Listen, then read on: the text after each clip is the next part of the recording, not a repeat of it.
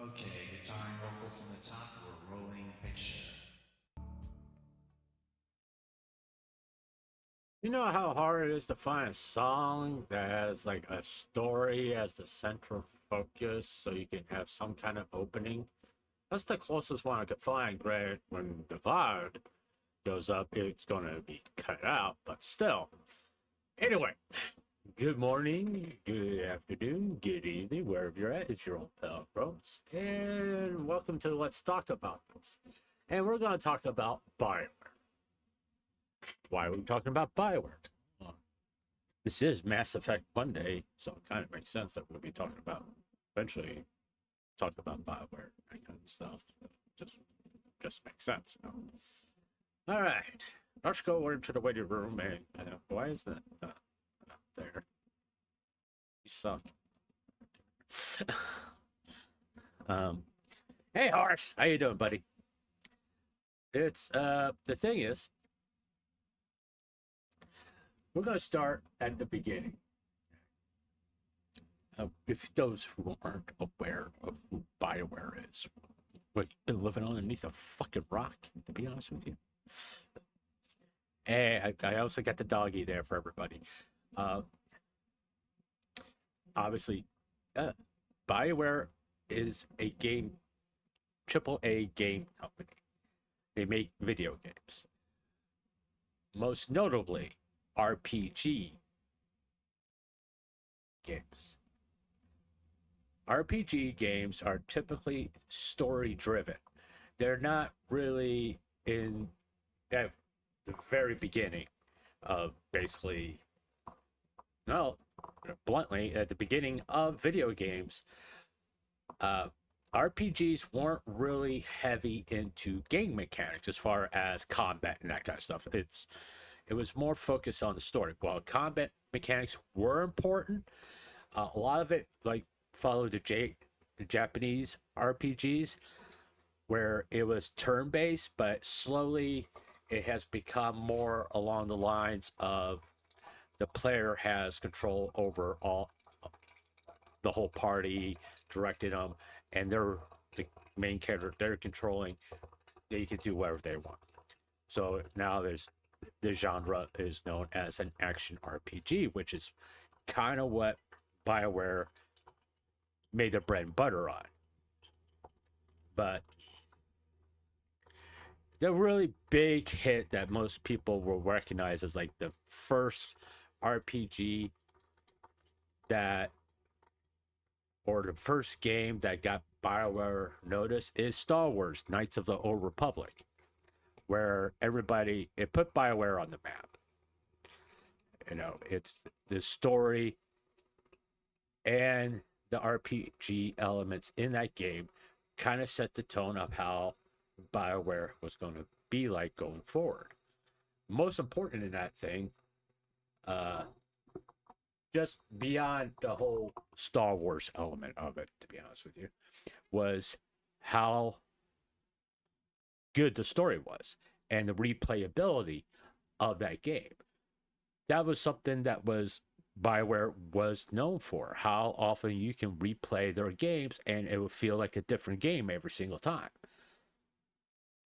Now, there's the other game that Bioware is really known for prior to Dragon Age and Mass Effect is Baldur's Gate. Okay, that's another RPG game, Baldur's Gate, that has that helped kind of establish this whole thing that Bioware's RP is an RPG story heavy RPG company. So if you buy a Bioware game, you're going to get a great, basically a compelling story where you will feel compelled to play again to see different outcomes. And well, then Dragon Age Origins happened. Now, Baldur's Gate is a licensed game, meaning it was a D&D. Okay, sort of like Star Wars.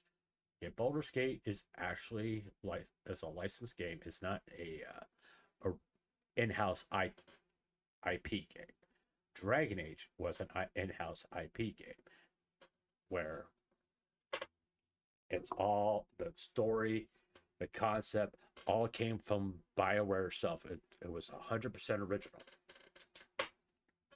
1 second, I need a sip of coffee, and that's fucking hot.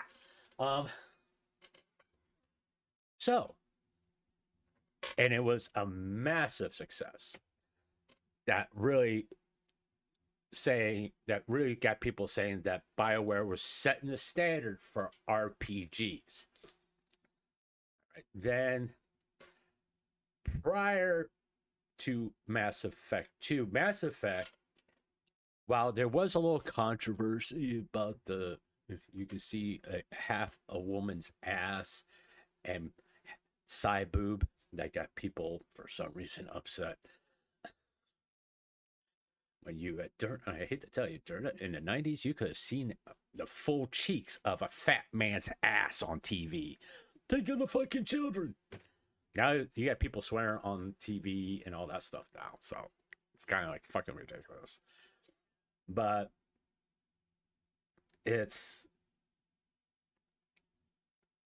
Mass Effect 2 established that BioWare was a powerhouse.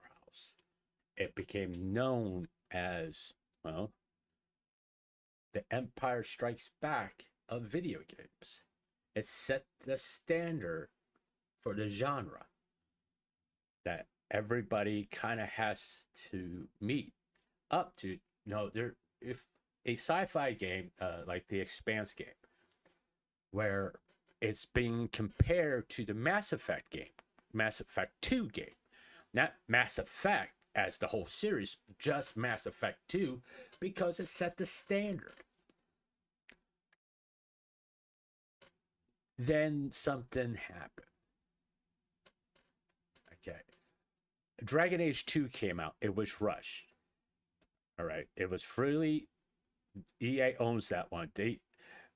From the end of basically Dragon Age Origins, where they're going to say, "Hey, we're not going to produce any more content." I think they released 2 DLCs for Dragon Age Origins. They had Dragon Age 2 out within 6 months from basically pre-production to release. They had it out in 6 months, and a lot of people felt the game was lacking. I personally, this is my experience with these games. I didn't play Dragon Age Origins or Mass Effect 1 first. I played Dragon Age 2 and Mass Effect 2 prior to playing those games. I didn't have a problem with Dragon Age 2. Was it the maps repetitive? Yeah, but the story was good. I liked the story. I thought it was good. It was compelling. I was interested. I repeatedly replayed that game. Same thing with Mass Effect 2. No, I mean, as if you play these games, the Dragon Age games, the first 3, you can see noticeable changes as far as their fantasy RPG philosophy. The biggest complaint about Dragon Age 2, it became Mass Effect-y, if you know what I'm saying, that the dialogue wheel and the combat, as compared to Dragon Age Origins. And the main character can actually fucking talk. But fine. I mean, if you look at Dragon Age Origins, that is a classic RPG. That's the way RPGs were done for 10 to since home computers existed. It was no text or turn combat, all that stuff. Mass Effect 2 changed all that.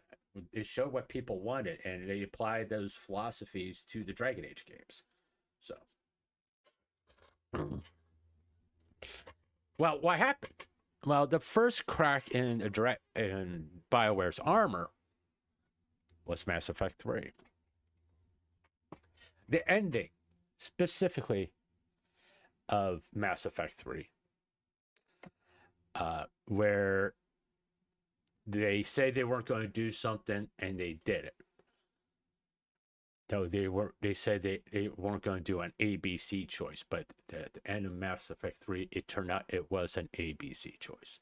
That all that the choices, all the choices that you have made throughout all three games is going to decide the end of Mass Effect 3. It turned out to what people would later consider a bold-faced lie. And they defended, and this is where a certain phrase that got kind of mean back then. I think it was Casey Hudson that said this. We have to protect our artistic integrity. Well, you can have artistic integrity, and you also can meet the demands of your audience.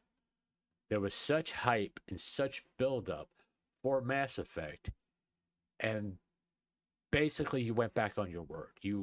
If they would come out and said, yeah, we said this and we were wrong, we shouldn't have said that. All right. And that and the fact some little shit leaked what the original intentions were for Mass Effect 3 was going to be. It turned into one thing. It was supposed to be about, like, right now I'm playing Mass Effect 2 and there's a lot of stuff being said about dark matter. Well, guess what? That went nowhere. It's just sitting out there floating in the ether. Now, and it was supposed to be like the main driving point in Mass Effect 3, but because somebody leaked and they put it online and all that stuff, well, they changed it up and we got what we got.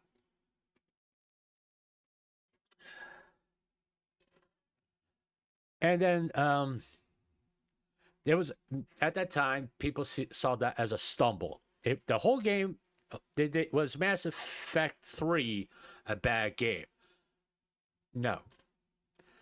Until you get to the ending, it was really, really good. It was fun to play. The story was compelling. I mean, you felt the tension. You felt the buildup. You were ready for this epic battle. And that ending just landed like a fart in the wind.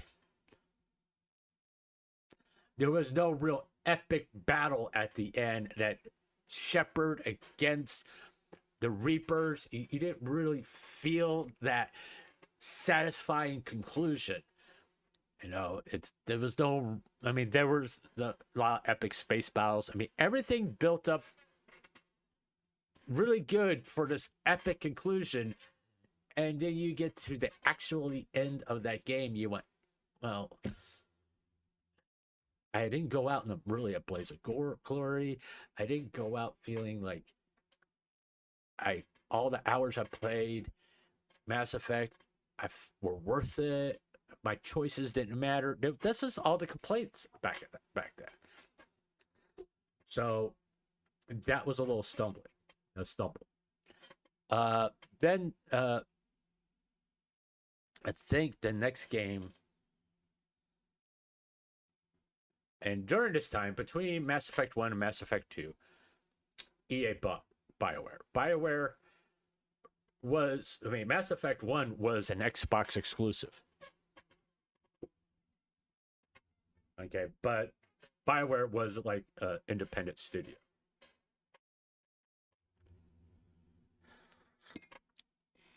And EA bought them. In my personal opinion, the reputation with EA was, I don't think Bioware should have been bought. I think they should have stayed on their own. They grow to their own powerhouse, you know, and establish like a real marketplace, a group of studios under their umbrella, not EA's, their umbrella, because they understand RPGs, they understand storytelling and how long it takes to create these high quality games for people to enjoy and not to rush it out. Well, EA wanted, no, it was all about the fucking money. Get those games out, get them out. And well, what happened, EA started, because they own Bioware, dictated how games are going to be made, which ended. It didn't end in anybody's favors. All right, Anthem. Anthem is basically a looter shooter. It's not really. It has RPG element and it is a little bit of a story there, but all in all, it's something way out of Bioware's wheelhouse. Okay, it's not something that they really have experience making. There's a few other studios underneath EA that have experience doing those type of games, but you know it it pulled resources. Anthem with this 20-year plan, which only lasts for 6 months, people, and it pulled it away from the development of the next Mass Effect game. That's where they pulled the people. They pulled the Mass Effect people to develop Anthem. Now, prior to Anthem's release, if I get in the timeline correct, Dragon Age Inquisition came out, which was a open world game, sort of, if you kind of look at it. But all in all, it was a good game. A lot of people didn't really like the open world nature of Dragon Age, but it still felt like a Dragon Age game. It was replayability, and all in all, it was well received. It kind of seems like Bioware corrected they corrected the ship, and they're cruising back to their old glory. Uh, then Anthem was released. I think this is the correct order. And no, actually, that is not the correct order. Then Mass Effect Andromeda released. It was buggy.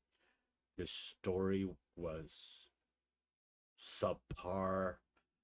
The script was horrendous. I mean, I don't blame the voice actors. You only could do so much with the material you're given. And there was other controversies we'll get into later that really affected the sales of that game. But once the word count, I mean, you can see like really videos on YouTube where the glitchiness of Mass Effect Andromeda was, and it's fucking hilarious. Basically, a character turned to a fucking blob. And that shows the lack of quality that happened. And this is like, no.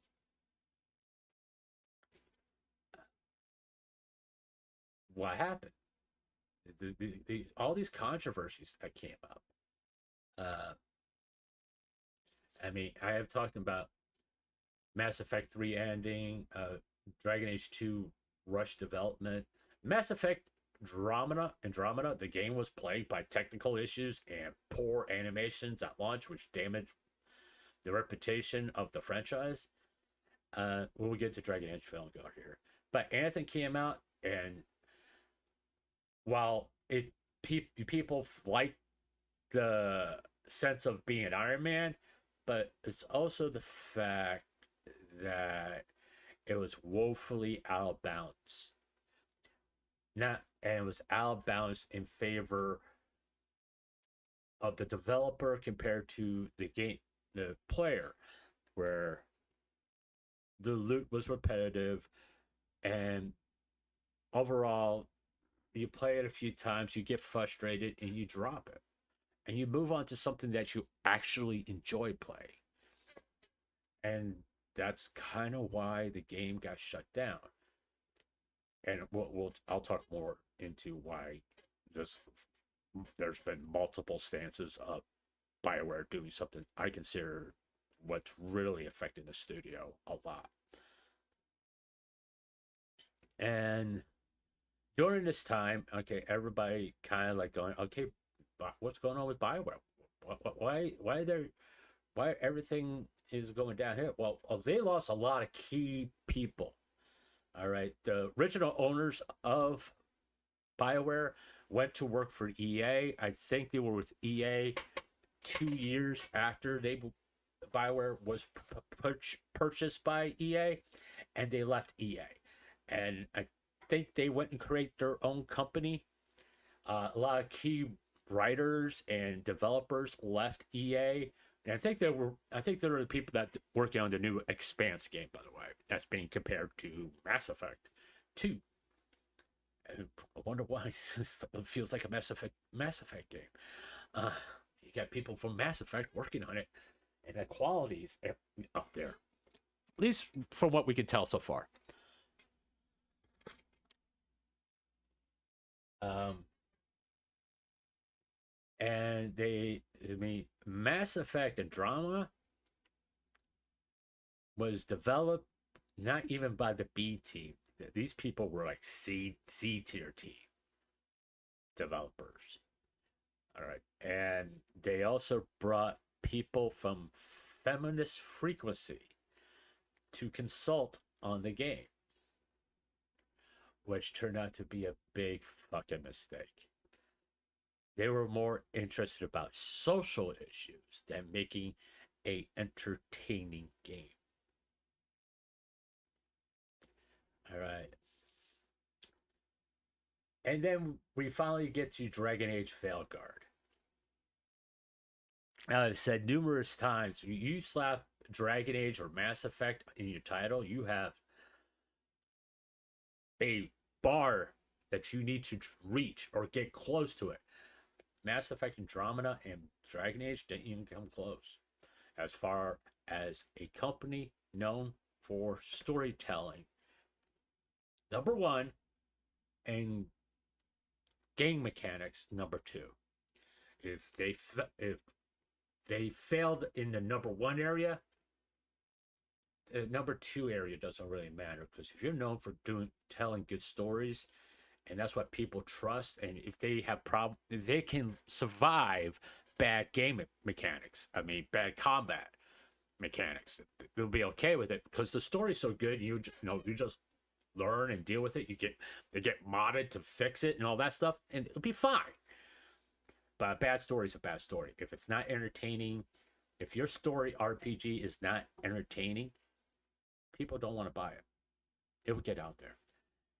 Dragon Age, well, fun to play, according to people. The story was horrendous, and the graphics look awful.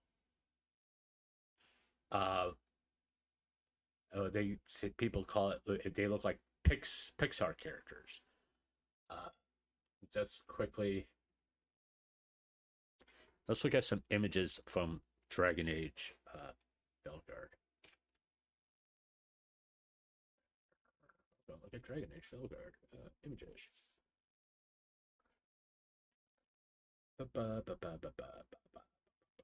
From the actual fucking game, not concept art.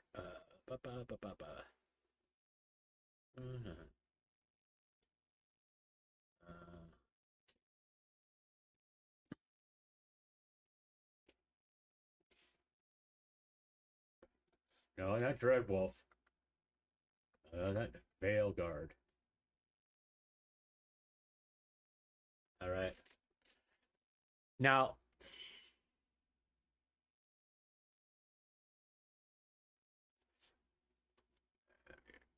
can't pull this up, make it big. Give me a second.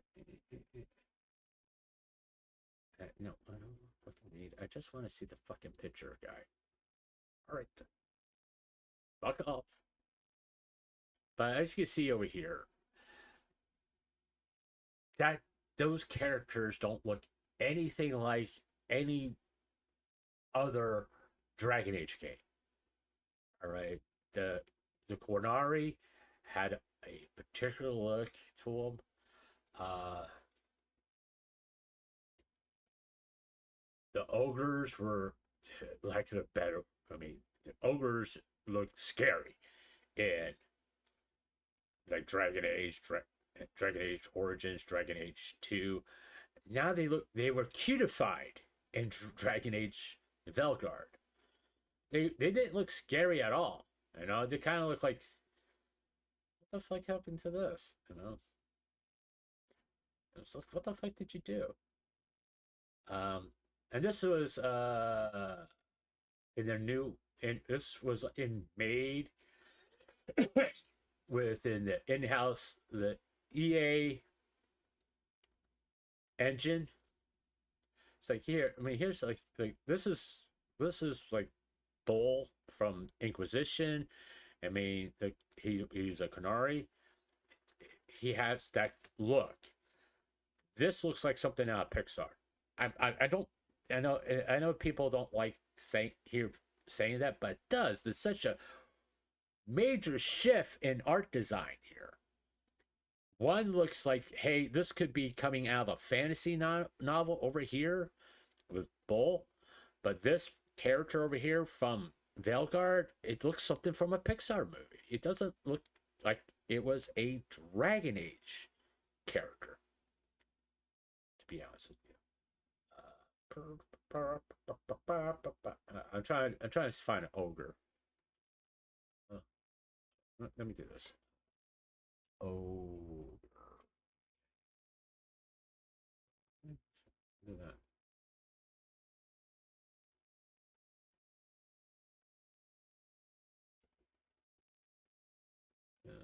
Okay, there we are. I mean, over here is 2009. It looks cute. Not cute, scary, formidable, threatening. Over here, it looks fucking cute. You know?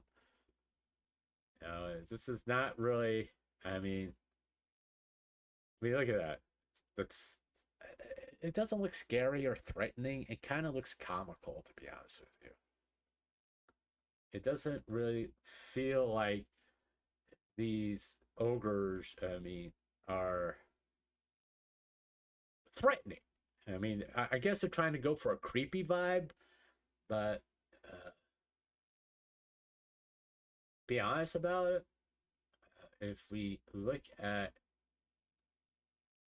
this one over here feels like he's a man eater, but this one looks like something you would have as a pet, you know. So listen. I'm not saying that artists can't have their interpretations of what an ogre should look like. You know, I mean, but when you're dealing with a franchise and they have set a certain standard of what these characters are to look like and how have the sense of what the player feels, stick to it. Artistic integrity goes out the fucking window when people look at it and go, ooh. It looks like a fucking Muppet. It does. So, in turn, the graphics, people didn't like the graphics. I mean, the character design. I mean, the graphics, I mean, as far as I can tell, as far as gameplay, the graphics look okay, but the character design, no. They look plastic. You know? They look plastic. I mean, I know that this is created, and it's not the Unreal Engine. It's what the Frostbite. This was all created in Frostbite, which was made by EA, so they forced all their divisions to use it. Which way to go! It's kind of the reason why Mass Effect Andromeda kind of did what it did, because they had no experience using it, and they had to shift. There's a lot of things happening behind the scenes at these games, causing them to shift gears, which had a lot to do with EA, and also a lot to do with Bioware themselves. Okay. So when not Mass Effect, when Velgar came out and just literally didn't even get close to sales expectations. Everybody thought EA would shut down Bioware, and there was no real announcements as like future projects coming out of Bioware that people were excited about, other than the fact that Dragonware, from what we understand at this particular point, there will not be another Dragon Age game, which is disappointing.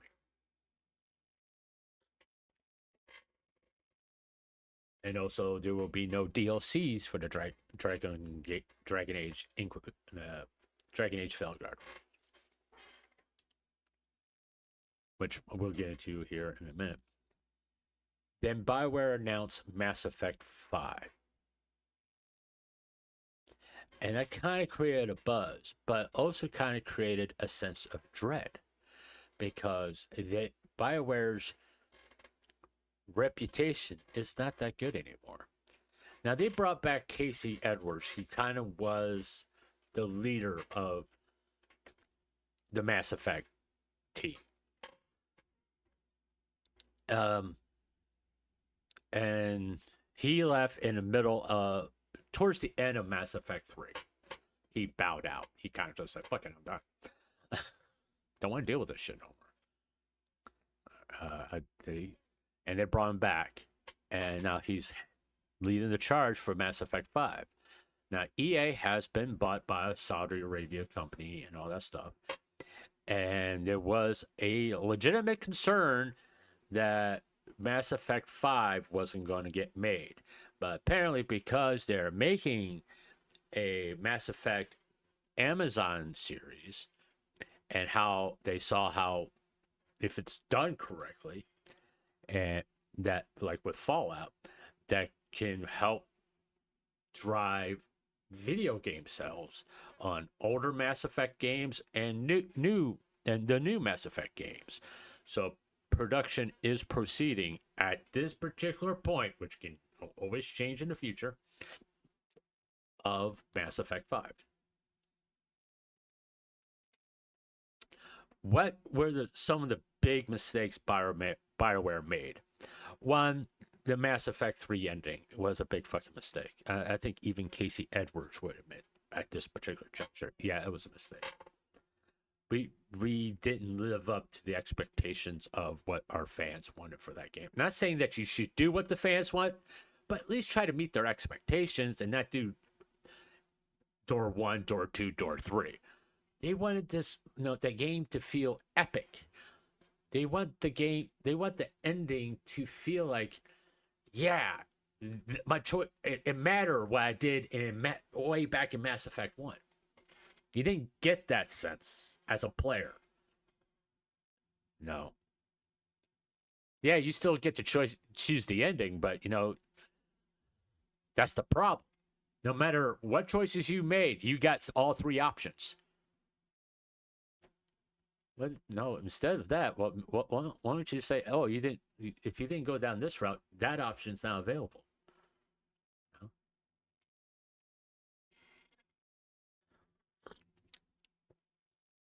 They didn't do that. They could have done that. I mean, at least it felt like your choices. All right. And there was no real sense of the end of Mass Effect 1. You got the sense of epicness, of battling a Reaper and all that. You didn't get that sense at the end of Mass Effect 3 that you battled a fleet of Reapers as Shepard.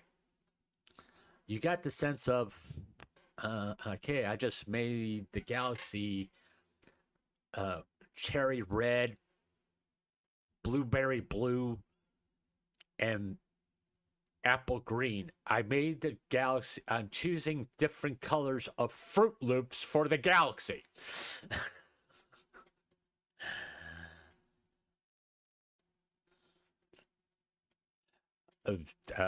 Later, JJ. I'll talk about that later. But that was the first misstep Bioware made. Okay, the second misstep was not from Bioware themselves, but by EA, but with Anthem. Bioware is not an open world. They don't know anything about looter shooters or anything. That it's not in their wheelhouse, and they took important people away from the development of Mass Effect Andromeda to work on something that they don't do. Anthem has a little bit of story, but it's not a true RPG. It's a MMO. M M, it's a multiplayer online multiplayer looter shooter like Fortnite and that kind of stuff, in that vein of type of game. And that's saying that it's exactly like Fortnite, but you know what I'm saying. Okay, you have to have servers and all that stuff in order to play the game. You can play the game without the servers. Like I said, there's a little bit of a story there, but no, I think you can complete the story in 20 hours, which is like nothing. That's no, it's like a fucking cell phone game. It's not for the price tag that you pay for that game. If you didn't want to play online, you just want to play the story, it's not fucking worth it.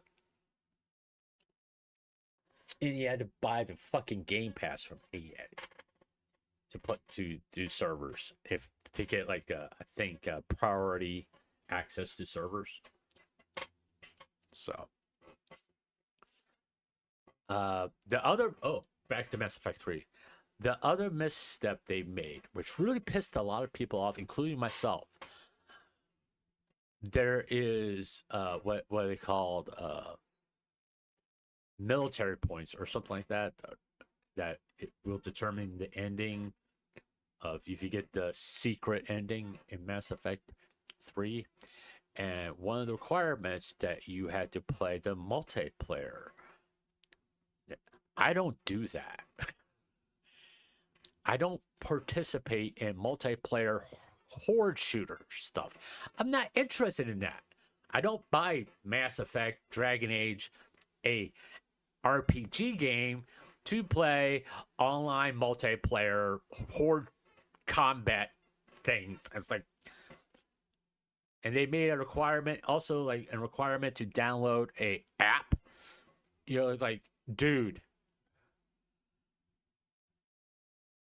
no, keep it within the game. And there was also a little bit of controversy about uh, day one DLC with the Prothean, and it's all on the disc. And why can't you just give it to it? Let us after paying, I think, at original price, the standard game without purchasing the DLC from was I think $70. I think it was. I think they knew they can get a lot of money based on sales at, but and if you got the pre-order, I think you pay $80 to $90 for a pre-order for Mass Effect 3, and I think I paid $90 for a pre-order to so that way I have access to any and all DLCs that came out because I was expecting it was going to be an epic game. Uh, but I learned my lesson. I'll never fucking do that again. So, with the way Mass Effect 3's controversies happened, you can see the missteps here and the leaving of key people within Bioware and them going like the lead writer that kind of like had the overview of the story of Mass Effect departing. He kind of he also was the lead writer for Dragon Age, and it was a lot of pressure. There was a story. I don't remember who did it. It's about Bioware Magic, where they had everybody working like you see like anime where you see office workers not leaving the office and for like days on end, sleeping underneath their desk and all that stuff. That's what was actually happening at Bioware. That was the Bioware magic. They worked people towards the end where they weren't seeing their families for months. They were at the office the whole time. They would go home maybe once a week to shower and change clothes and come back. And that's not like a full day. That was like, oh, I'm gonna go shower, change clothes, go back. I mean, yeah. So I don't remember who talked about it. Was it Sterling? I think it was Sterling that talked about it. Listen, but here's the thing: with the key, no, most developers, when just so you know, for and I don't know if it's actually still going on now. It's the people who develop games aren't employees; they're contractors, 1099s, and well, in order to get the money, they have to do what they are doing, and in turn, there was a lot of outrage about this stuff, but there was other issues, all right, with like that came out, other controversies within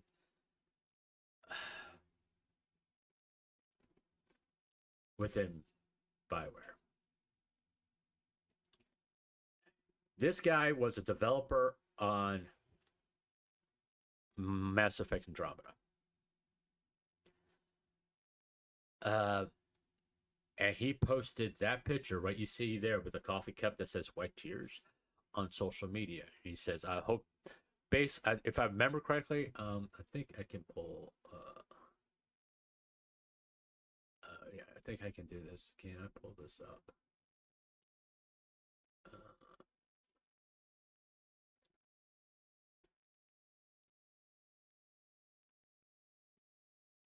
yeah, he was very, very outspoken about white people. Okay, that's here's the thing.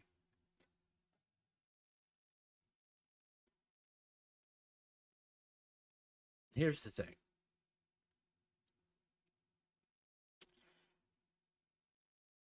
There's a saying that any press is good press, right? Or bad uh bad PR is good PR. It creates interest in your game and all this stuff. Ask the people who allow the whoever said, "Hey, if you're a man, don't go see the new Charlie Angels movie." Well, so they didn't. uh, if you attack the major people who buy your game, don't expect the game to be sold well, do well. If you attack your consumers, don't expect them to a lot of them to show up. And with Mass Effect Andromeda, not a lot of them showed up. This was not an outstanding sales. Mass Effect had outstanding day one sales like most games, but it dropped really fucking fast. They're like, no, fuck you. And tell the guy who posted a picture with white tears, I bet you wish he had the white money.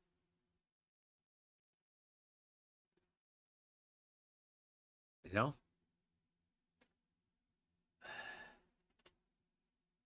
You know? When I saw that, I was like, fuck you.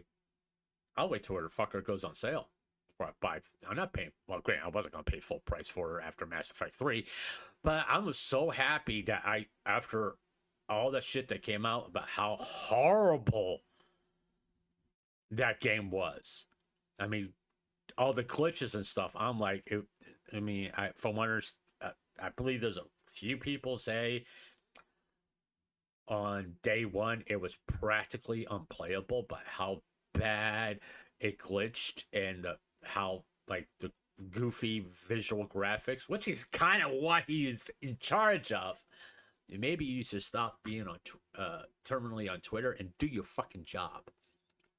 Then you can, after you do your job and your great success, you can post your little fucking Twitter post of white tears and that kind of stuff.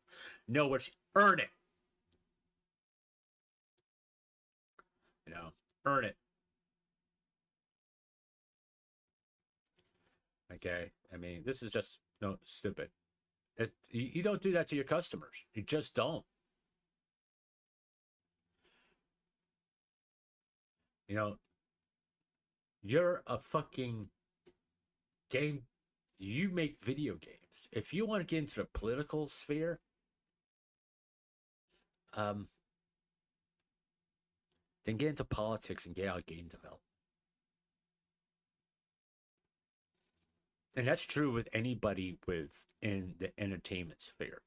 If you want to champion social causes or political causes and all this, maybe you should step out of the entertainment industry and get into the political arena and fucking stay there. In other words, put put your principles on display and back it up for like running for office and all that shit. Okay, because that's apparently it's more that is far more important for you than actually trying to entertain people. He was supposed to make a game that entertained people, but instead he chose to incite people. I mean, this is the infamous tweet. White people, I'm not here to make you feel comfortable or okay with yourself or the white supremacy that you benefit from. That's from 2015. This is prior that Mass Effect Andromeda came out, and people wonder why that didn't sell well. Well, you got a dumbass out there basically pissing off like a major portion of people who buy the fucking game. You don't alienate anybody. Okay. You know, they don't alienate anybody.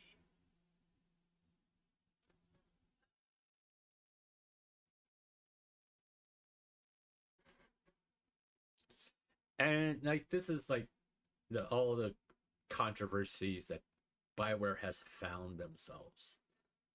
And it's like with the Dragon Age Veilguard, woke criticism, not for straight white people, anti woke versus progressive divide. I'm not really going to get into that. Listen, there's always been gay romances in all Bioware games. They've been present, but they're and people have talked about how refreshing and it is that they actually have those in there and they do it right. But it was never the central focus of the fucking game. If you make it the central focus of your game or a character, if you just make the characteristic of a character that they're gay and they don't have any other personality than the fact that they're fucking gay, you failed. You gotta make no. You can't no. If you meet a gay person on the street, 9 times out of 10, you won't realize that they're gay. In reality, unless you see them walking around. No, if you see two women holding hands, it's kind of hard to tell if they're lesbian. They just could be good friends. Or if you see two guys just hanging out and talking, drinking beer, or just maybe having lunch together, you don't. They could be gay. They don't walk around wearing a fucking sign and advertising, "I'm gay." They're just like everybody else. And that's what Bioware did so well for so long until Feminist Frequency consulted on games. Because then it became more about social issues. Oh, don't make the female characters too sexy. Kind of make them ugly. Why? Well, we don't want to give women complexes.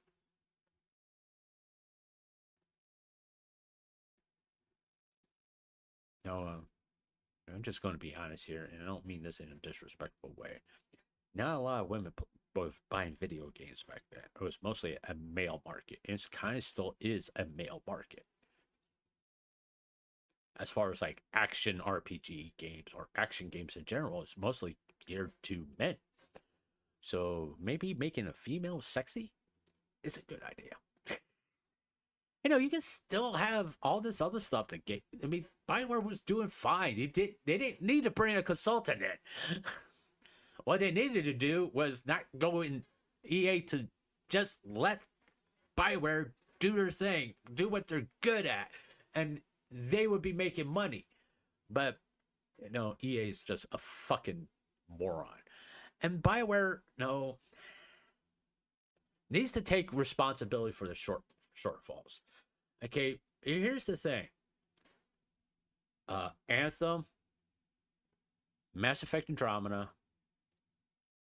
and Dragon Age, the Veilguard. Anthem, they had this 10-year plan of 10 years of content. I think that went from 10 years to 6 months to a year.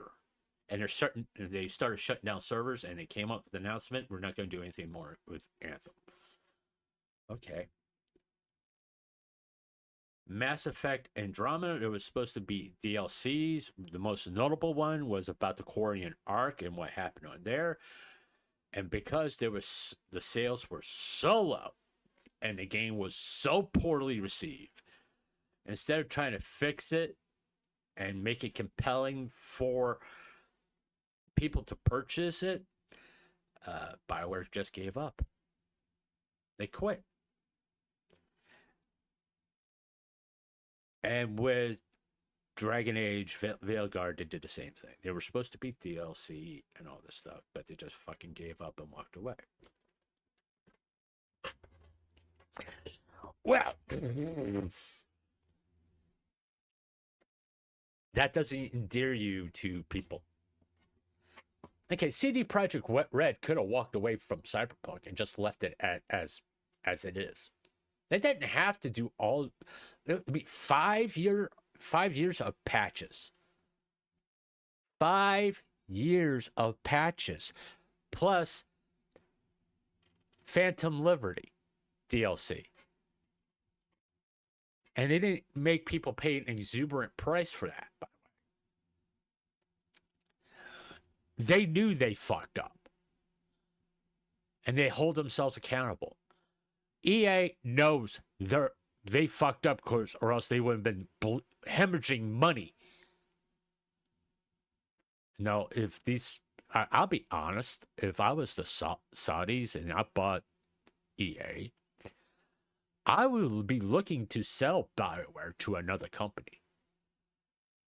Because if they're a risk, why sink all this money into a company that went from like the so beloved to the most ridiculed and most doubted company in existence?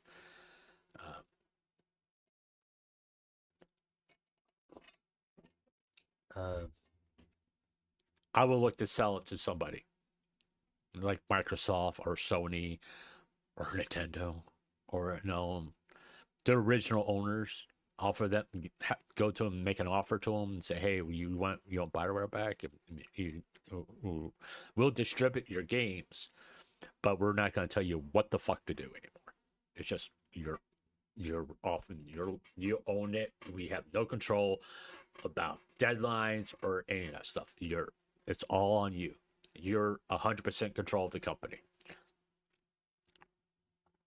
Which is the way it should have been from the start, to be honest with you. Okay, I mean, EA used to make video games. I mean, I'm not just talking about Madden or FIFA. They used to make other video games.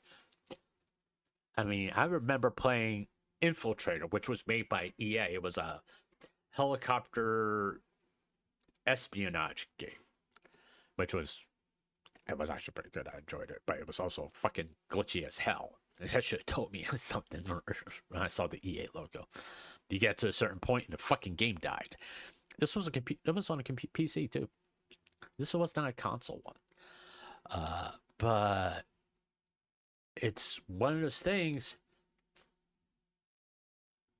If a gaming studio does something really good and they're bringing in money, the best thing you can do is leave them alone. Let them do what they're good at. If you want someone to create a looter shooter game for you, go find people who are good at making looter shooters. You don't ask an action RPG game to do that. And you can see EA's influences, like in Anthem. Why was the loot the way it was? Because EA wanted to implement loot boxes.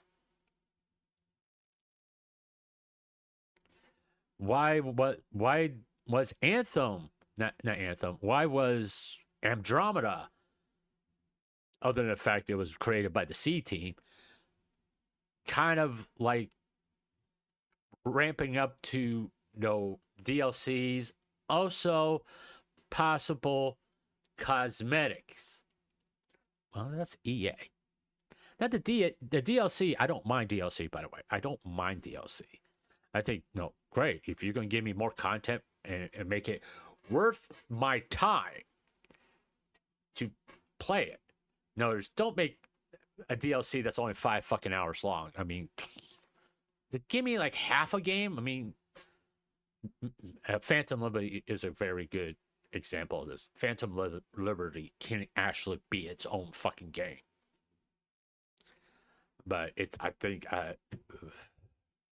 it took me about 40 to 60 hours to complete Phantom Liberty all the way through. But that's worth, I think I got the Ultimate Edition of Cyberpunk. I think Phantom Liberty was like $30 to $40 DLC. I think it was in that range, if I'm not mistaken. I could be wrong, okay, because I didn't buy it. When I got Cyberpunk, I got it with Phantom Liberty. And I got it on sale, by the way. You know me, if I can save a buck, I'm going to save a buck.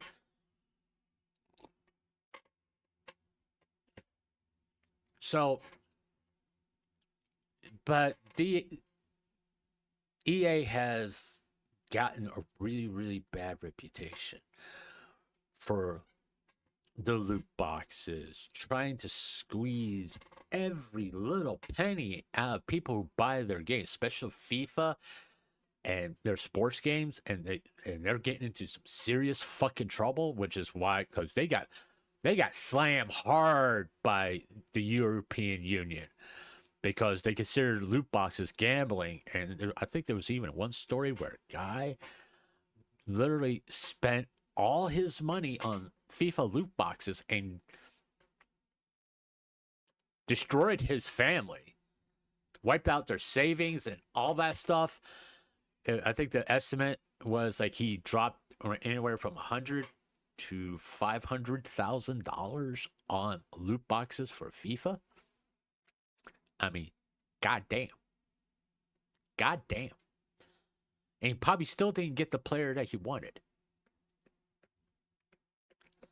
It's like when long time ago. I mean, we're talking about back in the 90s. Like I think I had played Madden 95 and 96. And you got those, you got the classic players, the legendary players. You didn't have to pay extra for those. But no, people like that. They built their teams and all that stuff. And, it's quite possible to build a unstoppable football team, whether it be an American football team or a European football team. All right. And it was kind of fun to see how far you could push it. You can't do that no more.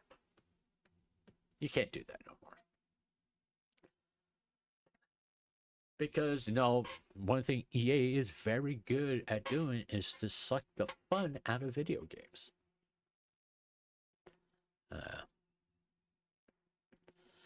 But what happened to Bioware? Well, it's easy to blame EA. In some ways, EA is at fault, but it's also they're at fault. When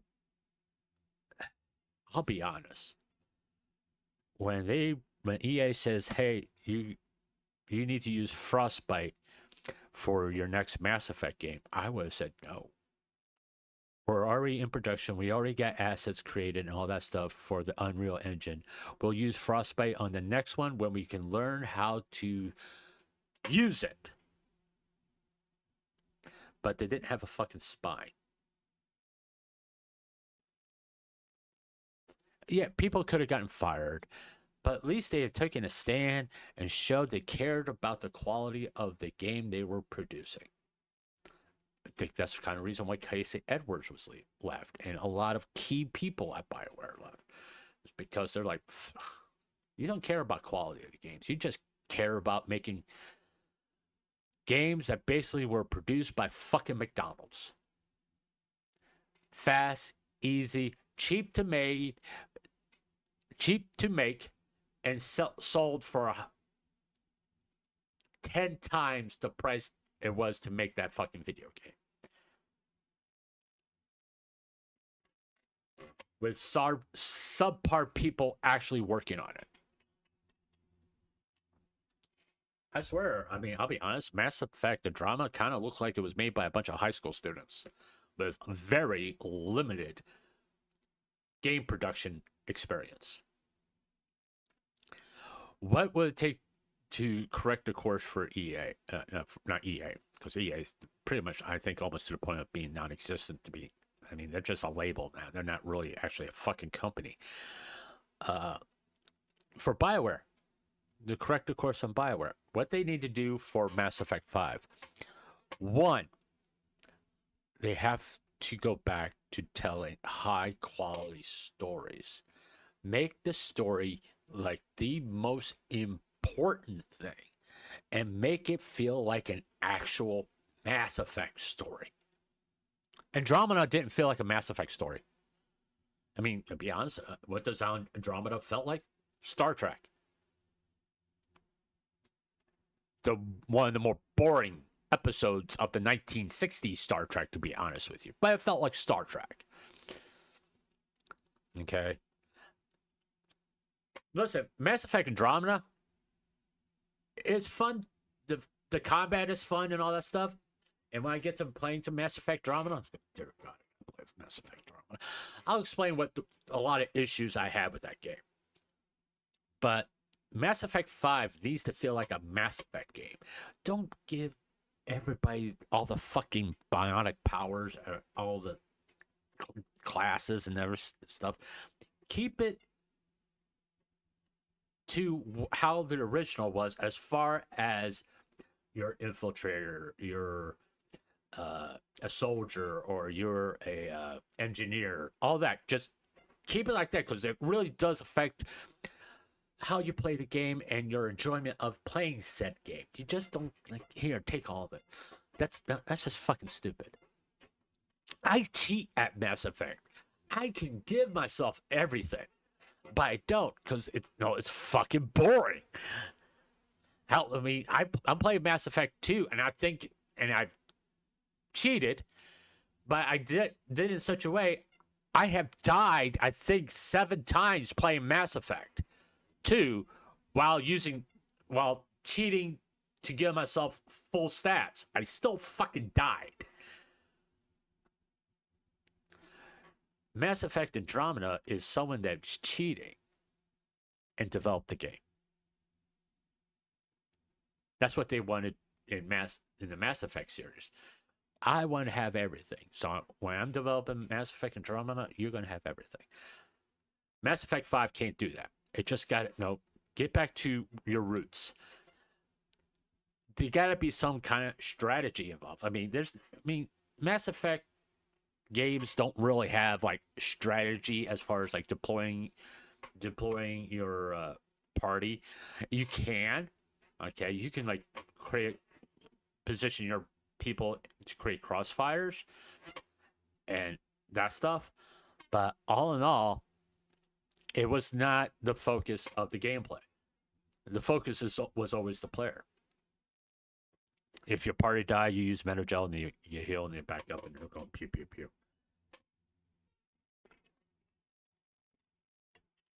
And now if they stick to the story and the player character the way they did and how they were developed and all that stuff that they did in the original, and not just crumple up Mass Effect Andromeda as far as what they did for the player character and just toss it in the garbage and go back to what worked, and then add something new that has not been in a Mass Effect game as far as gameplay.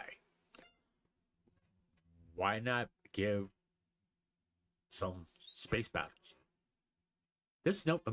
There was never any player control space battles in Mass Effect. Why not do that? Add something new. Add something that, hey, we have done planet exploration. We have driven on planets. We have, you know, searched ruins and all this stuff, but we have never had a space battle. You know, have the player character go out in a fighter and fight an enemy. There's never been that in Mass Effect. You've seen like NPCs do it, but you never had Shepard out there fighting in a fighter or leading or deciding how the Normandy was going to fight a Reaper. He's usually on the ground fighting a Reaper, which makes a whole lot of sense. Mass Effect 5 needs to stick to their strength and do something new that makes sense. As far as gameplay, stories, go look at what you did well. It wasn't like hyping up social issues. You did social issues in Mass Effect 1, 2, and 3, but they weren't it wasn't like in your face with it. It was subtle. That's the best way to do it. You don't shove it in people's face. Look, I'm non-binary, motherfucker. Okay. Who gives a shit? If that's your whole personality. Listen, but that non-binary comment, that comes from Dragon Age Veilguard in a fantasy setting where the word binary didn't really come out or being used until like basically I think it was like in 1930 or it's like in the 20s or 30s that it actually became in the public sphere, that people got aware of what binary was, which is binary back then was a number. Okay. Now it's a computer term. And now it's to define, I'm non-binary, I'm now 1 or 0. Okay, whatever. But if that's your whole personality, you are a boring person. Because if that's all you see yourself as, I'm sorry, there's more to you than your sexuality. There is. And that was the problem with one of the characters in Dragon Age Veilguard. That was shoved into the player's face. Now, I will say in Mass Effect Inquisition, there was a gay character. All right. Where that character's father didn't approve of him being gay. Now, that was handled a lot better and more realistic, and honestly, than what happened in with the Veilguard. I'm going to say this. It felt like the person who wrote that scene in Inquisition had experience with that scenario. The person that wrote that in Veilguard was more like proving a point than actually creating a scene to create understanding. What I'm saying is, there has always been gay relationships in Bioware games. Always. I think even in Knights of the Old Republic, there was gay relationships. And it wasn't in your face. Right? Yeah, okay. You can have a gay relationship with this person if you so choose to. It was up to you. I mean, if you play female shepherd, you can have a romance with Liara if you want to, or you can romance Caden. Why? He's a fucking piece of wood. He has a personality of a goddamn brick. I mean, you also have the option in all these games, these Bioware games, not to romance anybody. That's also an option that people don't really talk about because they're going to do the romance thing. But this also, I mean, I have played Mass Effect 1 without romancing anybody.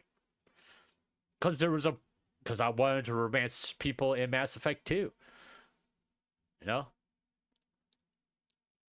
You don't have to worry about cutscenes in Mass Effect.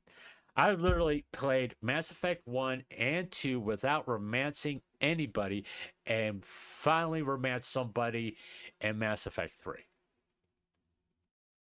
You know? These are interesting concepts, interesting things that you can do with a game that has a lot of replayability. You can come up with some ideas of how the story is shaped by how well they crafted that game, those games. That's what they need to do with Mass Effect 5. They have to go, okay, we need to make this game replayable on you can replay this game 100 times and never feel like you played that game exactly the same. It's always different. Even if you play it 100 times, you feel like it's always different.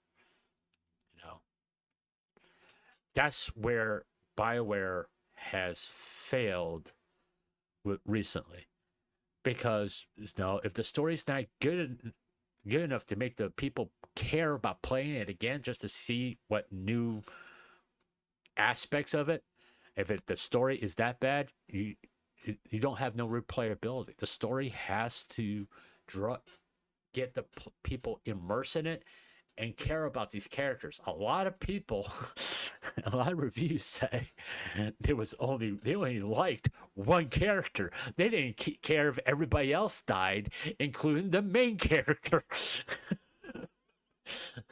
That's kind of bad. You know? I don't care if we get to the end, everybody dies except for that guy because he's fucking cool. I don't give it. So that's bad. Okay. And it's not just like, oh, it's the woke crowd. No, there's just people who actually praise the game, certain aspect, including a little bit of the story. They say, oh, this element was good, this element was good. I wish there was more of this in this game. And as far as gameplay, they liked it a lot. But when they talked about the characters, it's like, I wish they all die except for this one guy. That tells you a lot. I wish they would all die except for this one motherfucker. He's cool. Does that include you? Yeah, I want the main character to die. I kill myself at the end in game. I just like, fuck me. I'm done. I don't want to ever see this guy ever again. Oh, that is a testimony to how badly you wrote the characters. I mean, there's always a badly written character in anything, really. Mass Effect 1 Caden. I don't really. I mean, it's been a really, really long time since I played Dragon Age Origins. So Alistair was good fine. I don't remember, really. I don't remember the character in Dragon Age Origins. I still think I got that game someplace. Did I get rid of it? I think I may have gotten rid of it. But Dragon Age 2. What was the character? The wizard in Dragon Age 2. I don't. He just gave me a fucking headache. To be honest with you, he just gave me a fucking headache. It's like, dude, just go away.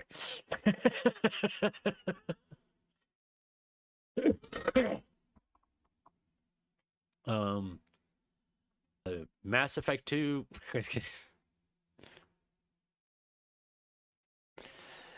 had the character played by Freddie Prinze. I didn't use him that much to learn his name.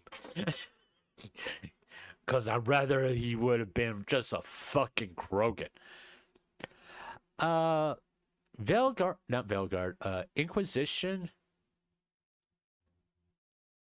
Alistair, believe it or not, from no, that guard from that constantly appeared in all the Dragon Age games. I don't remember his name because he was kind of forgettable. To be honest with you, it's just like he didn't have very much to do. You didn't really learn that much about him. He was also romanceable, gay and straight, by the way. But there was other characters that outshine him. Bull, the Quarian, not Quarian, the Canary, overpowered everybody. You know, just overpowered everybody. As far as if that character is weak, then it's a testimony to how well they wrote that character and how well that character was portrayed by that particular voice actor. Okay, so that's why I kind of see what that needs to happen for Mass Effect 5. One, the story has to be outstanding. They have to get that Bioware feel back they had in Mass Effect 1, 2, and 3. Until the ending of 3, to be honest. Learn from their mistakes and don't repeat those mistakes. And check your ego at the door. Realize that you fucked up. Realize how you fucked up and not repeat the fuck up. You learn from your mistakes. What worked and what didn't. Stay with what worked.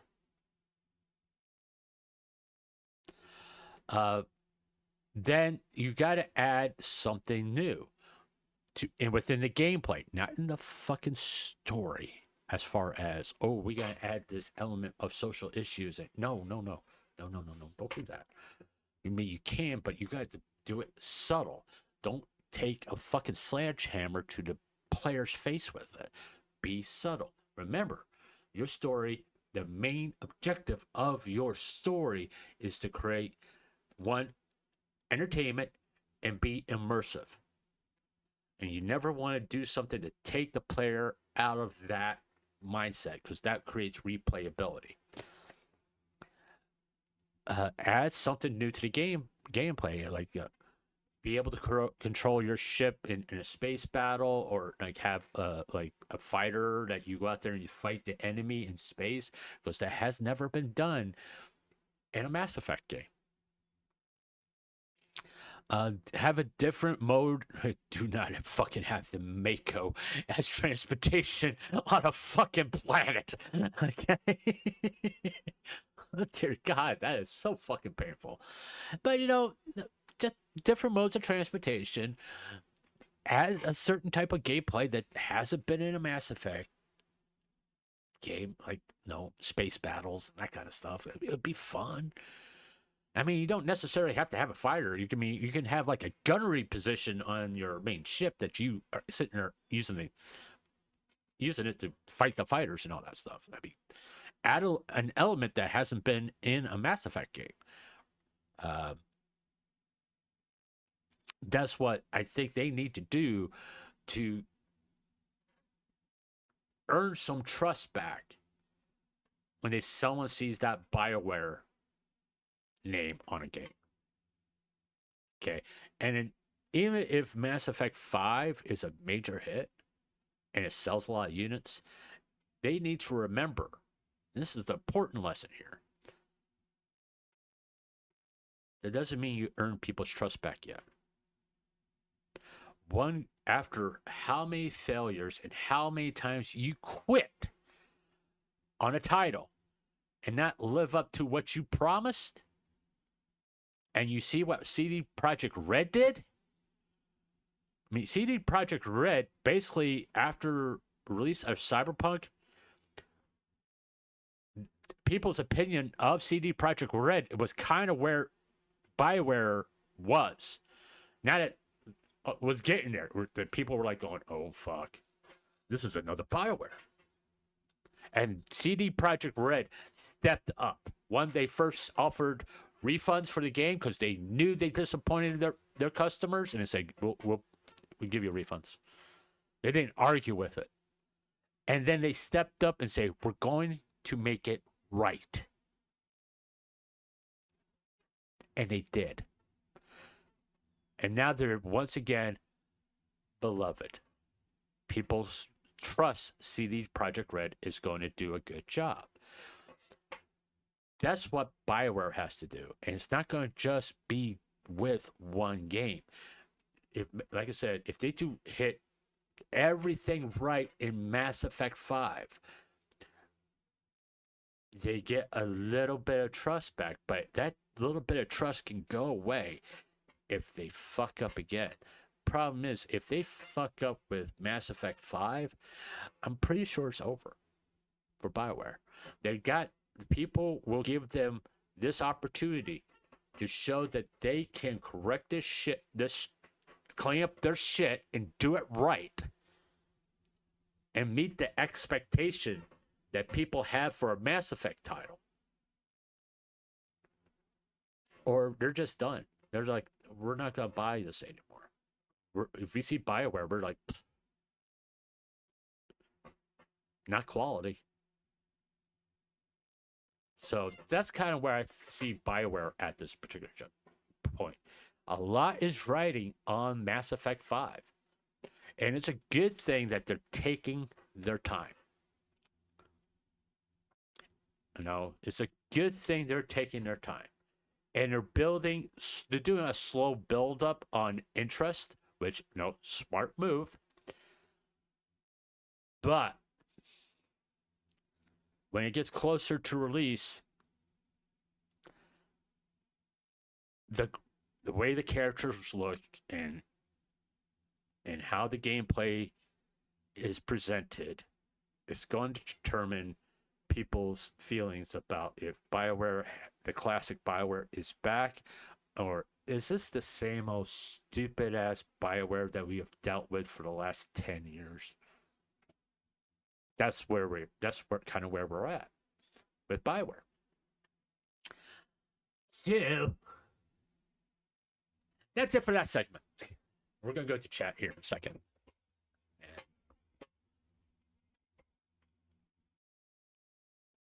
All right, let's go to the waiting room. I haven't been paying attention to you all, so Miss Lila and Rev are having a beat because of the ice drama going on. Like I said before, these people who unfortunately have lost their lives to federal agents, federal law enforcement. What I said last night is still true. If someone has a gun and tells you to do something, regardless if it's law enforcement or not, if someone comes putting a gun in your face and give me your fucking wallet, you're better off giving them your fucking wallet because your chance of surviving that encounter go way the fuck up. If a cop tells you to get the fuck out of the car and put your hands behind your back, get the fuck out of your car and put your hands behind your back. Because your chance of seeing you tomorrow goes up. Don't be reaching for things or anything like that. This last individual, he looked like he was reaching. From what I understand, from what I've seen, as much as I can tell online, a lot of this is being wiped out, by the way, that he was reaching for something and it looked like it appeared to be a gun. And it was later said that he was armed and he was about to shoot an officer. I haven't seen the video myself, so I'm this is like secondhand information. Uh, if I'm sorry, I didn't mean to minimize that. Do not do things to make a police officer reach for his weapon, especially in a situation where tension is high, when it's an emotional, stressful, charged incident going around, or that they're part of. Like with these ICE agents dealing with protesters, threatening them. Don't do something to make them reach for that gun. If they tell you to do something, just fucking do it. If the ICE agent is wrong for arresting you, it will come out. There will be appropriate actions will be taken. There is procedure in place to deal with that. And you cannot use those procedures if you're dead.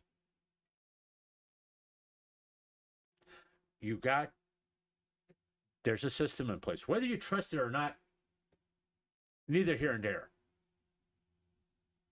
But you have to be alive to use the system. If you're not alive to use the system, because you decide to go, I'm going to prove myself right here, and you reach, whether into your coat or like look, something sticking out of your waistband, or looking like you're reaching for something in your waistband, a cop's going to fucking shoot you. A cop's going to fucking shoot you. So be smart, be intelligent. I'm not saying that you don't have a right to protest. You have a right to protest, but be smart about it. Don't get up in these people's faces. Don't be aggressive. Okay, they're just doing their fucking job. ICE is to deport people, or to detain people that are here illegally. The key word here is illegally. And also these people who are here illegally that have committed numerous crimes. The first crime is being here illegally. They have a job to do that is federal law, which all of these people, including Governor Walz, have sworn to uphold. Listen, when you run for public office and you win and you swear to enforce the laws of the land, or enforce the laws, it's not just the ones you like. It's all of them. When you take office, you swear to uphold the law.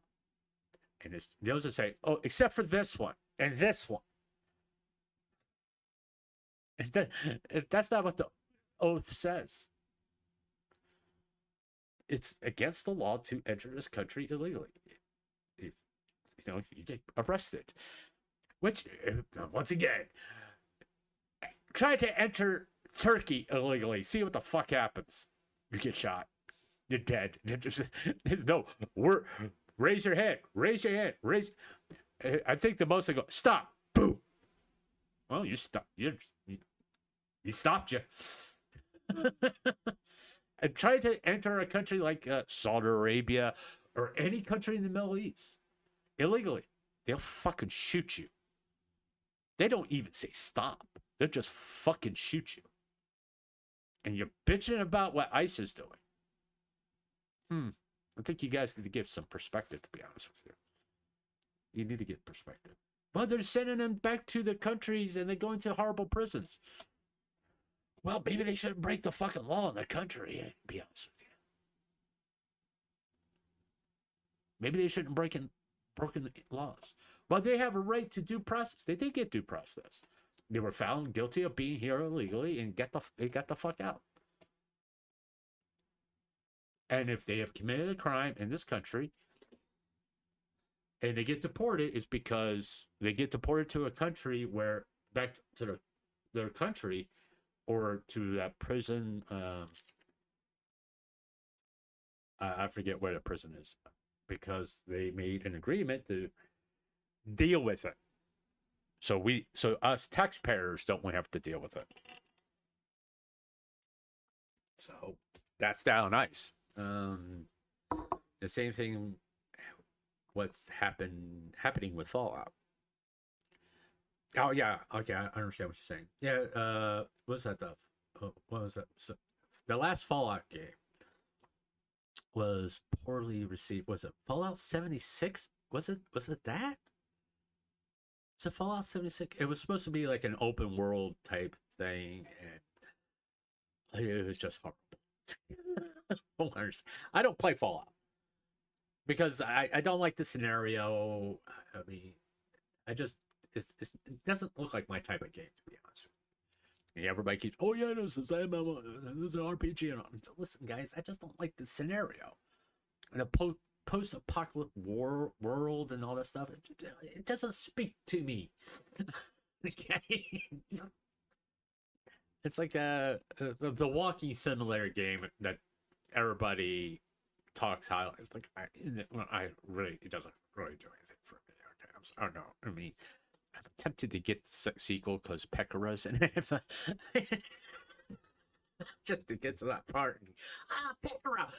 And then I'm done playing, guys.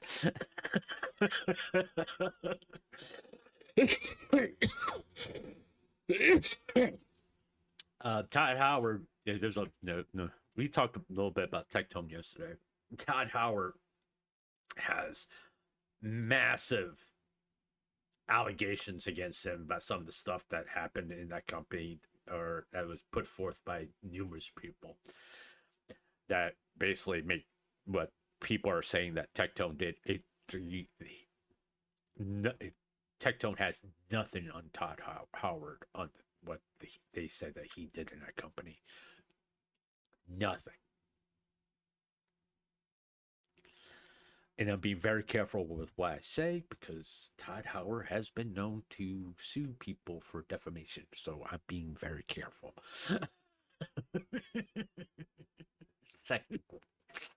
Just saying, just be very careful. You can infer whatever you want by what the meaning about what I said. He kept on opening the fire exit all the fucking time and get people to run out the building. That's what I mean. They're going after Camilo for making a nice. I don't. It's fucking stupid. It's just fucking retarded. It is. It's just fucking retarded. I saw it. I'm like, come on. I mean, if you don't find a joke funny, you don't. Oh, that's fine. But this constantly taking people to task. Oh, you're right wing. You're left. No, fuck off. I'm neither, motherfucker. If you don't like it, come here and suck my balls, okay? Because I don't give a fuck. I just don't fucking care. I just don't fucking care about political leanings. This is my political leaning. I would vote for whoever I feel is going to do the best for the country. Whether they have a D behind their name or an R behind their name. And I will not vote for anybody that would jeopardize our flawed system as it is and make it worse. So what I'm trying to say in a roundabout way, why did I vote for Trump? Because no one voted for Kamala Harris in a primary. That's why I voted for Trump.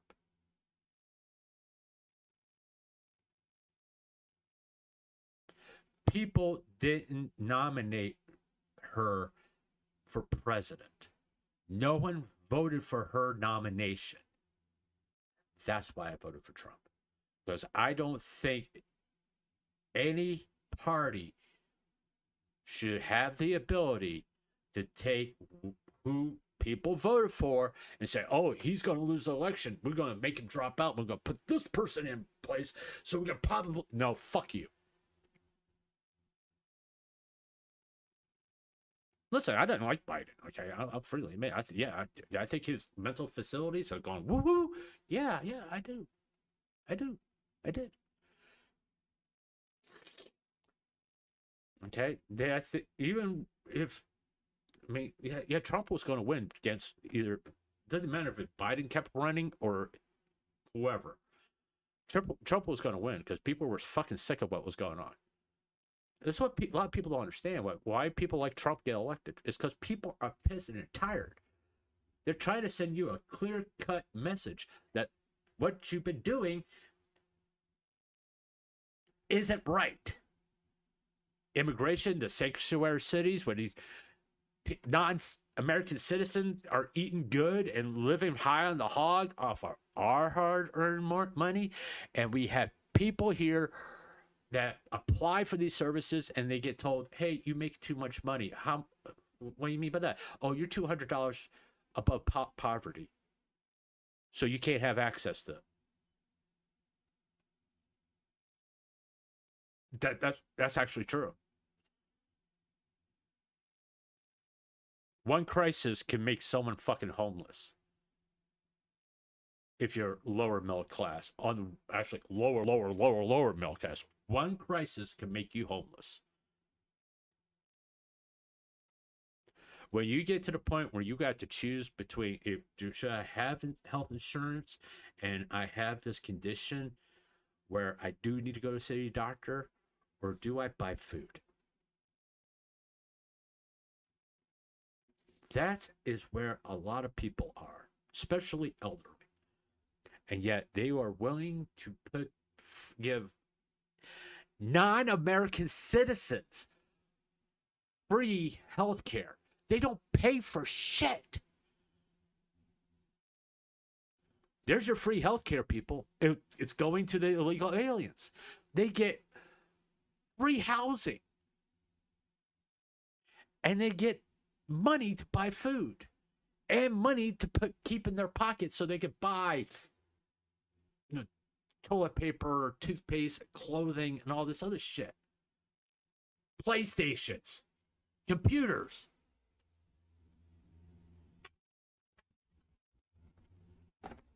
But your American citizens don't get that shit. No, do I blame the Democrats for that? Yeah, I do. You know what I blame the Republicans for? Not investigating it and exposing the level of fraud that was going on. And they allowed it to continue for years. That's on the Republican Party. That's on every politician, whether they're Democrat or Republican or independent. They are supposed to protect the American people's interest, not someone who came here illegally. Listen, if you come here illegally, you shouldn't have access to any of these services until you become an American citizen. And if you are granted access to these services, it's with the understanding it's a fucking loan. You're going to pay it back.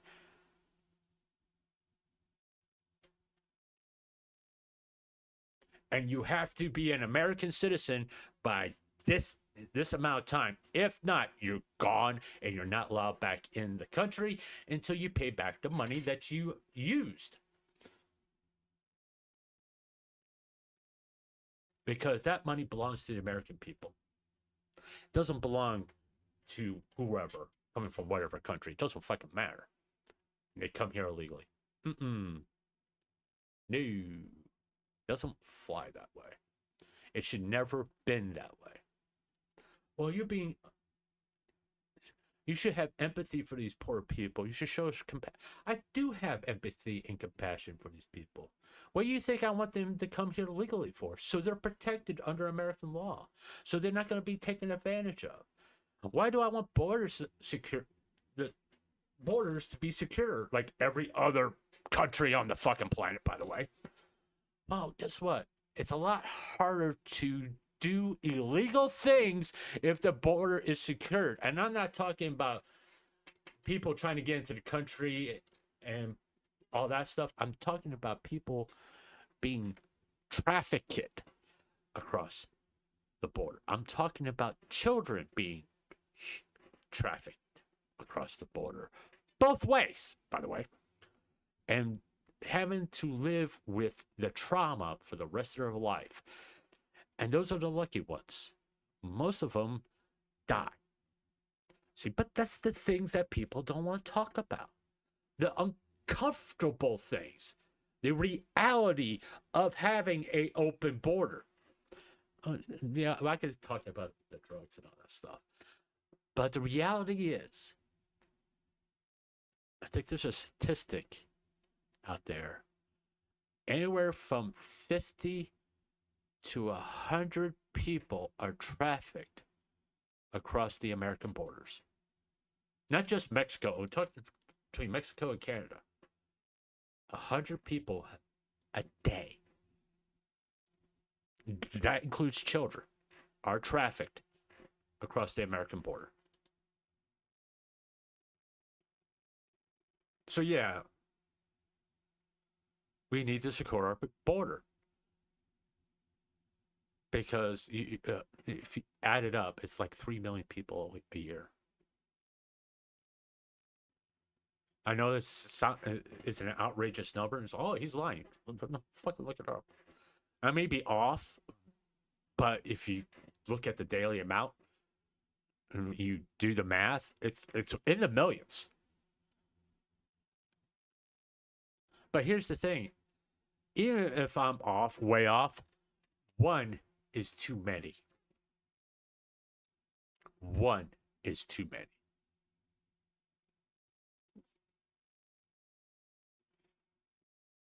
That's the point. And why should America be different than any other country around the world? Their borders are secure. They do things they know immediately within hours if someone crosses their borders illegally. They monitor it like a motherfucker. A lot of countries, it's like I said, the Middle East, you cross that border, you're fucking dead. You're fucking dead. If they find you, you're dead. There is no handcuffs. There's just a fucking bullet to the brain.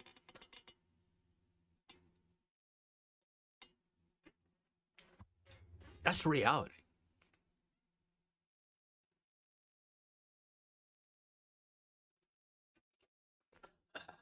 Okay.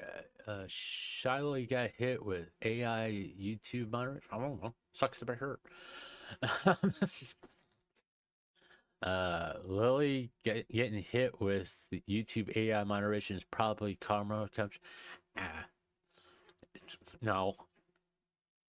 No, it shows how bad AI moderation is. I got hit with it.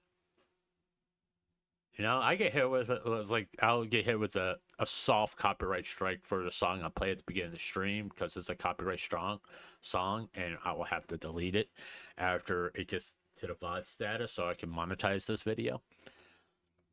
Yeah, so,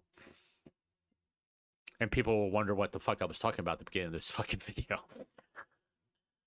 Because I talked about how hard it was to get a song that's talking about stories. It has like storybooks in the lyrics, so I looked. It's difficult. I had a few ideas, but I couldn't. I remember lyrics of songs, and I couldn't remember the name of the song. So it was tough. It was tough. It was not fucking easy. Okay, let's go to Twitter real fast. That's just kind of zoom.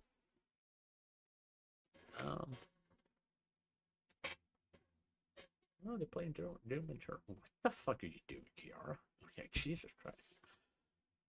Alright. Now, I appreciate people retweeting, like me and that's like VTubers all that. But when if that's all you do, and you don't actually do a post or something like that, it's kind of like, A nice, pleasant, comfortable amount of snow. No, that's not bad. No, it is. It's only 5 inches. That's no. You're wearing boots. It's not gonna go over the top of your boots. Now, if you go like, if that was 5 fucking feet, that's different. You won't be able to leave your goddamn house. You must be in fucking Alaska. All right. It's kind of hard to have a conversation when you just say fuck ice and lock your replies just saying. But at the end of the day, this is a public platform and nobody is antagonizing their community to you. Also, quoting scripture to be kind and forgiving when your original post was what it was is kind of ironic. When you start out hostile, you should expect responses that are not exactly super sweetly typed out. Maybe your original post should have had more depth if a good conversation is what you were wanting. All right.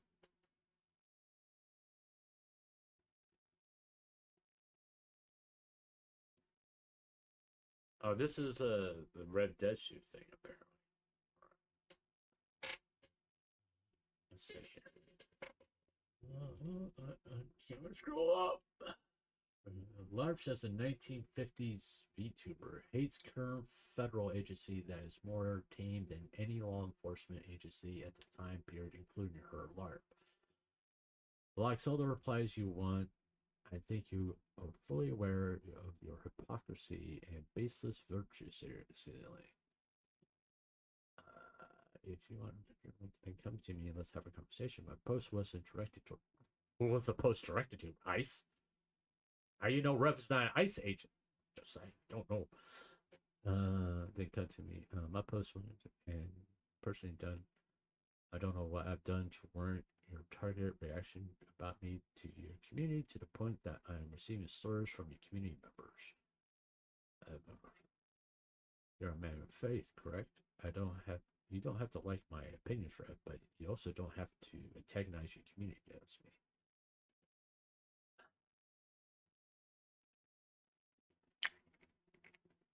She started it. If you don't want people to react negative to you, maybe you should not make those inflammatory tweets.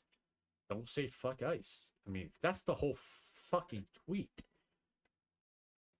then it's one not in depth. It's you're not explaining your position. You're not adding anything to the discussion. Okay, I've been made my feelings known about law enforcement. In order to survive an encounter with law enforcement, you're better off doing what you're told than being antagonistic, because that will get law enforcement to reach for their gun. And there are procedures and policies in place for you to take actions against a wrongful arrest. But you have to be alive to do it. Just say.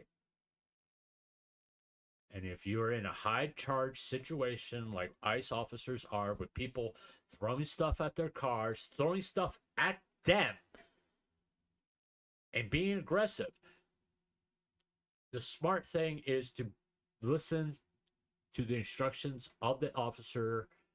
If they tell you to get on the ground, put your hands behind your back, you're better off getting on the ground and putting your hands behind your back. Because if you keep on being aggressive, he's going to reach for his gun. These guys don't carry tasers. Federal officers don't carry tasers. They carry 9mm. By the way, that's not a 9mm taser. It's a 9mm gun, and they will use it. Because, like I said, one of the things that law enforcement is trained constantly every day is to stay alive. Same with the military, same with firefighters, same with your paramedics. They are trained to stay alive. And yes, they will put their lives in jeopardy to save yours. But if an aggressive individual comes towards them, they're going to do what needs to be done to protect the public and themselves. It's that fucking simple. I don't care. I don't give a flying fuck if you like ice or don't like ice. The point is, dead is dead.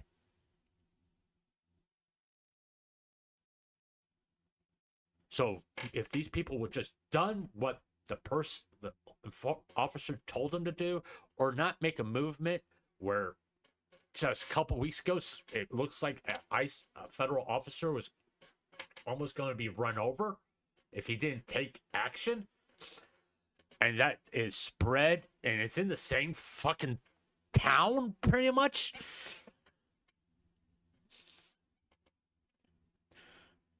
To quote a famous VTuber, what are you, stupid? You're not helping the situation. And who are you trying to protect? From what I understand, they're arresting an individual that had committed multiple crimes. And the first one being here is illegal. He was here illegally. That is a fucking crime, people. It's a fucking crime. And yes, they should be deported, go back to their country, and come in the right way. And go through the procedure if they want to stay here, go through the procedure to become an American citizen. Because it protects them from nefarious American people who would take advantage of an illegal alien to work them harder and pay them less. That doesn't happen. Oh, yes, it fucking does. Don't stop living in a goddamn fantasy world. It fucking it's the Republicans. It's probably a Republican that no. It's all walks of life that do that shit to illegals. It's not just Republicans. It's Democrats. It's independents. It's people who don't identify as a fucking party. If they can save a fucking buck, they're going to save a fucking buck. Political ideology is not in play here. They're just human pieces of shit that take advantage of human beings. I wouldn't be surprised that some of these people that do this to people who are here illegally don't help human traffickers too. Okay? For all those that don't want the border secured, go fuck yourself. Yeah, no, whatever. I saw the chat go and did something. Mythic talent locking the replies on Tectone's termination seems shady. I think the company is trying to cover their own. Yeah. I disagree with that. It just makes sense because he's just going to get a bunch of people saying shit about Tectone, and they're kind of like, we said what we wanted to say about Tectone, and we're not having a discussion about it. What is there to discuss? And in fact, be blunt about it. You could just quote tweet it if and then people can have a discussion underneath that quote tweet. So, it's just they just don't want their notifications be all about Tectone. I mean, I'll post something and lock it because I just don't want my notifications blow up with 5,000 things about that I find personally disgusting. So I don't. Lily ain't gonna defend Tectone because it's all just business. Nice try, JJ. Because she's not involved. I mean, supposedly they're close. I don't know. I mean, that's what Tectone says. I don't ever seen Shy Lily say that her. At least I'm not aware of her saying that her and Tectone are close. I mean, that's if they are, they are. I mean, it is what it is. I mean, I think Lily and Prim, Tectone's ex-wife, are close. Actually, if I remember correctly, I think they're friends. If I remember correctly. But that's neither here nor there, to be honest with you. Okay.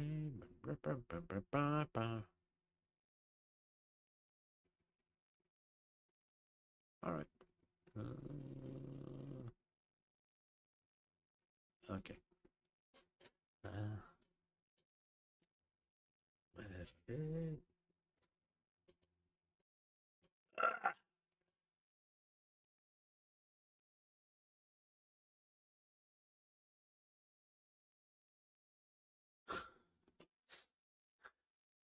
Hate watching someone stream who has you banned blocked is weird as hell. Even more so if the other has you blocked and banned too. I wish people would normalize calling that creepy, obsessive behavior like this.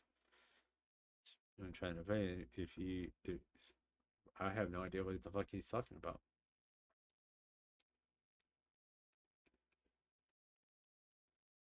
It's so ambiguous. I have no idea what this Nico person is. Nico.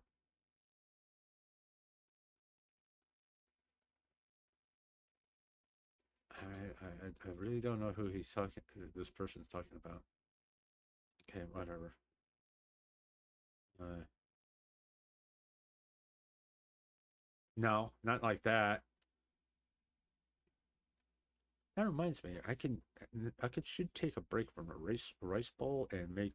I got like 4 or 5 boxes of macaroni and cheese around here. The powder shit, which I fucking hate. I think I'm gonna make macaroni with tomatoes, which no, it's good. Very basic meal, very filling, which is kind of why I've been eating rice balls, and will help with my glucose. To be honest with you, I mean, my glucose alarm was going off all last night because I was getting like really low glucose. Um,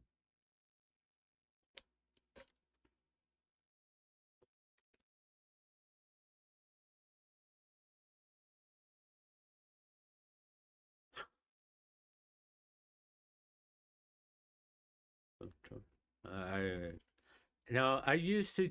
I mean, I tried a few driving games and racing games. I mean, I like it. I would play it if I had a steering wheel and pedals. I mean, but eh, I don't. I don't want to go through the hassle, to be honest with you. Playing with the regular game control, I mean, I have no problems driving around in Cyberpunk and playing something like that with a gamepad. No, thank you. I'll pass. I'll pass. I would think it'll be even worse with keyboard and mouse. To be honest with you, you definitely need a steering wheel and pedals, and gear shift, and like I just don't want to deal with all of it. I'm sorry. I mean, what's that game called? This a game? BGM, I think it is. BGM. Where's it like a driving simulator where you put in scenarios and people? I don't know how that works. I would kind of have to look at because I'm slightly interested in that. Okay.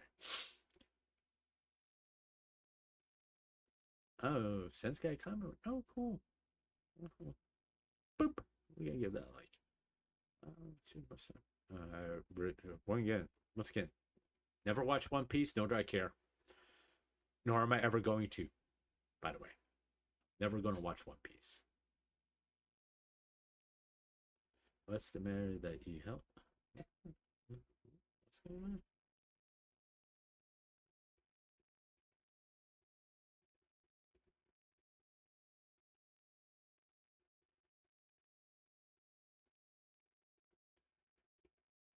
Okay.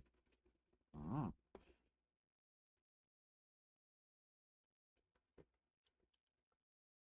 okay. Is it like physically possible for indie VTubers to not grift the virtual single for 5 fucking minutes? You're catering to people who don't even watch or support you. and destroying your audience and rep in the process. So many VTuber concepts with potential are ruined over nothing.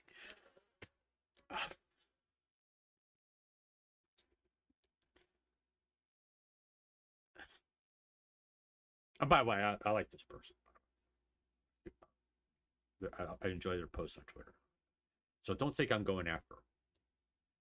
I think it's unfair to tell people they're not allowed to talk about something. Okay. My channel is way I handle things. It's like right now I'm doing a chatting stream. It's like earlier I was talking about Bioware. I'm having like this open chat. I'll talk about anything type situation right now. My morning chats are kind of like that when I do like a quote unquote morning chat. It's kind of like open season on anything unless I've literally said I'm going to talk about this subject. Like yesterday morning was Tectone. But it eventually devolves into an open chat session. Uh, and then like in the evening, I'll play a game. I mean, it's about playing that fucking game. I'm not going to talk about the stuff I'm talking about right now. I'm going to be playing Mass Effect there. I'll be trying not to make dumbass jokes to make me not have a laughing fit. Okay? But I don't think it's fair if someone feels that they feel like they need to talk about something because it's bothering them, whether it be a political, I don't really matter. I don't think it's right for anybody to tell someone they can't talk about it. Because if it's bothering you that much, you need to get it out of your system. And it's like people saying that Shiloh doesn't have a right to heal. Yes, she does. You don't have a right to say that to somebody. Because what if someone says that to you? You go through uh, something where you feel somebody wronged you, you went public with it, and you get people who disagree with it, and they say, "Oh, you don't have a right to heal." Fuck them, fuck them. You don't get the right to say that to anybody. I don't give a shit. I don't care who they are.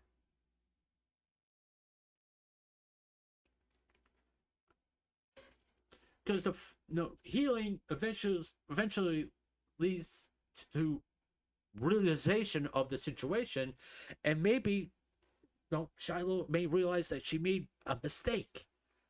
If she believes that, she can come out. Say she made a mistake, and work out her differences with Cinder, and it won't be public. That's the fucking point. Just because she's not healing or dealing with this stuff the way you want her to, that's not up to you. Or it's not up to me. It's not up to anybody else. It's up to her to deal with it the way she needs to deal with it. And if her way of dealing with it is never taking accountability the way you want her to, that's her choice. All right? That is her choice.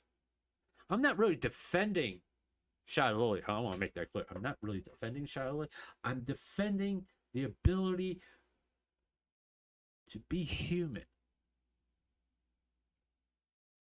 and not have people demonized for just in having a differences, basically a difference of opinion of how they actions were portrayed. Shiloh feels she's right. Cinder fans feel she's wrong. They're never gonna they're never gonna talk to each other. Okay, guys, you just need to get over it. I'm gonna be honest about it. You just need to get the fuck over it. Don't try to drag this shit on for a longer period of time. Because who are you helping? Not helping Cinder, I can tell you that much. You are helping Shiloh because you keep saying her fucking name all the goddamn time. Especially on Twitter, you keep on saying Shiloh this, Shiloh that. I mean, it's died down quite a bit, I'll be honest with you. But, it's like you just need to let it go. I'll be honest about it. Just need to let it go. and go back to just enjoying watching VTubers. I mean, it's not going to happen the way you want to. It's obvious it's not going to happen the way you want it to. It never does. That's the reality. It never does.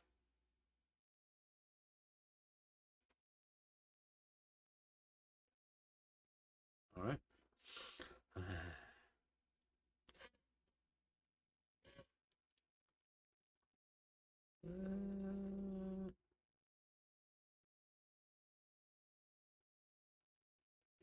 Oh, fucking horse game. All right. Let me go back here. Quickly look at this real fast. I'm sure I get notifications here.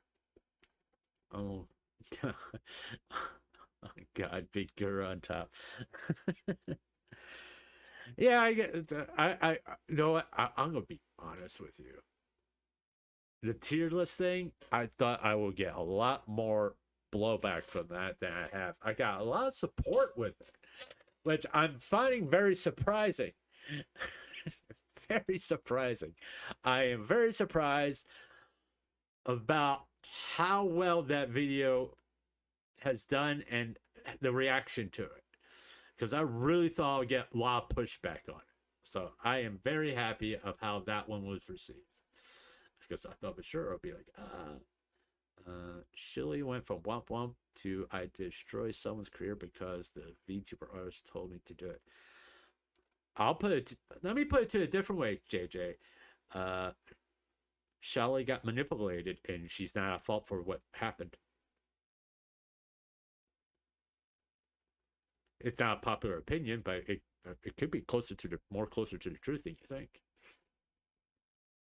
And now she's embarrassed and doesn't want to admit that she got manipulated.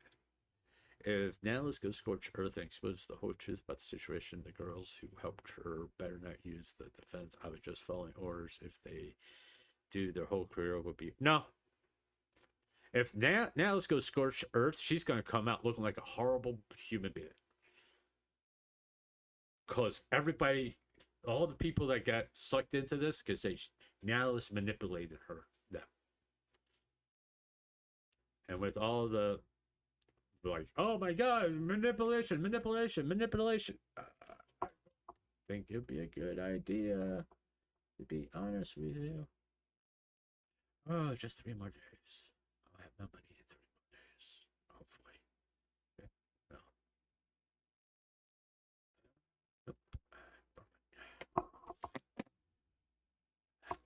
Nope. Why am I worried about getting my disability check? Other than paying my rent and some other bills right off the bat, I've really been hankering for a meatball sub. Being honest, all I'm thinking about is I want a fucking meatball sub, not from Subway. I'll take Jersey Mike makes a lot better meatball sub than Subway's. I really want a meatball sub from Jersey Mike's. It's real. It's like it's all I'm thinking about. I mean, for a little while, I was thinking about getting just a pizza. I'm really fucking tired of pizza. The only reason I get pizza is because I get a 2 liter soda with it. But I really want a meatball sub. Just saying, I really want a meatball sub.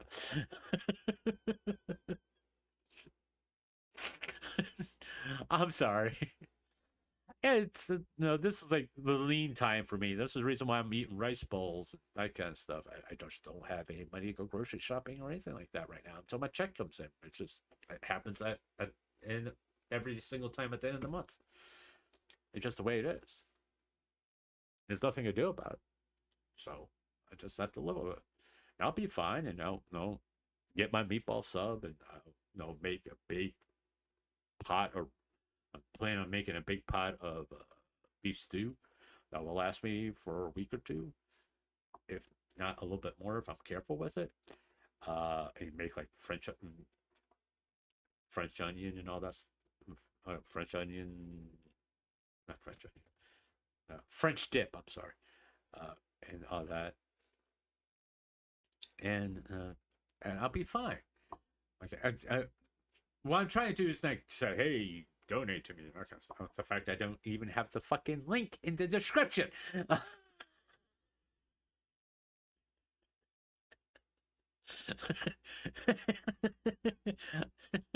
I have a tendency to forget about that shit.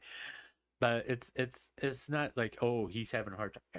No, everybody's having a hard time. I know that. I know that. My situation is not too different than several thousand people. I don't know. I would say we're probably in the millions around the world that are in the same situation I am. Why should I be treated any differently? You know, that's what I'm getting at. It's like it's hard out there, you know, and there are food banks and all that stuff. The bad thing is my car's broken down and I can't get to it. Once again, I'm not trying to make anybody feel bad, but eventually it will be fixed and I will be fine. You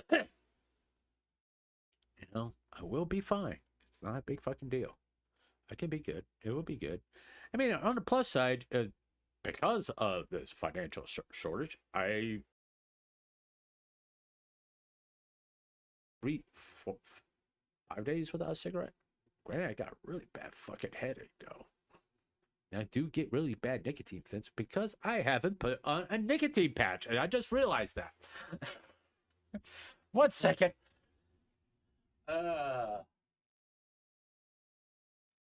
Wonder why I'm like getting the jitters and stuff and like that. Sorry, that was my hip, not my ass. I totally forgot about this.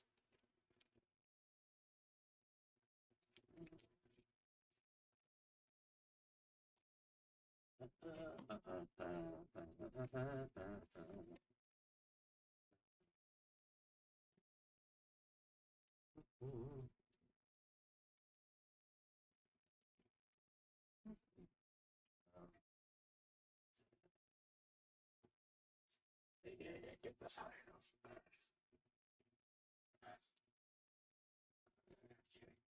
This guy got on the shoulder, so just bear with me for a little bit. I gotta pull this. I'm wearing long sleeves.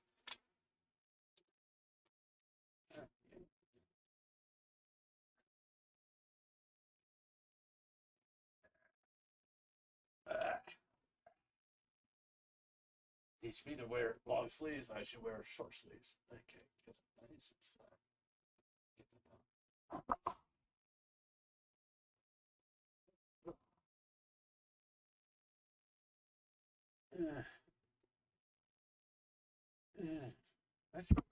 Oh, sorry. Yeah, I'm just beating up my microphone. Oh, the sock's coming. Ah, you like all those sound effects? Yeah, so you know, fans are upset about what? This whole like K-pop Demon Hunter, is that the fucking name of the anime? That this right here, Demon Hunters. Uh, no, I'm gonna be honest. I've never seen it, and I don't want to see it. Sorry, it's not the type of anime I'm interested in. Which I probably should go back to start watching anime. No, really should.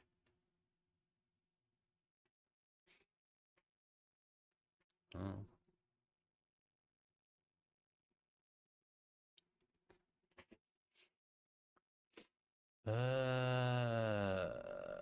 Okay. Oh, that's what I was talking about. Before I realized I haven't put my nicotine patch on. I'm really surprised how well the tier videos went. You know,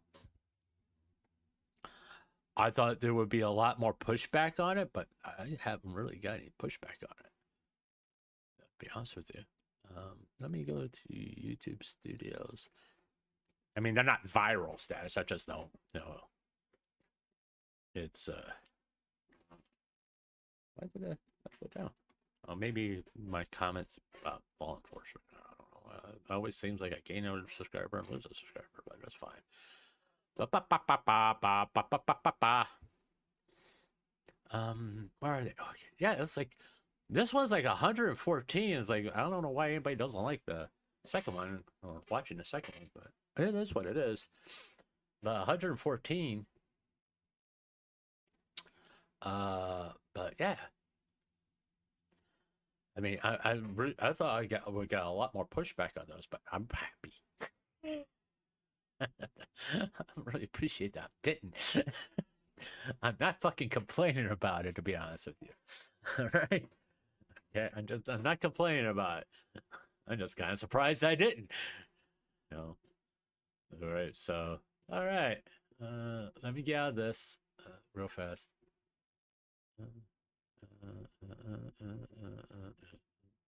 Back to YouTube. All right. We'll do one more quick scan here.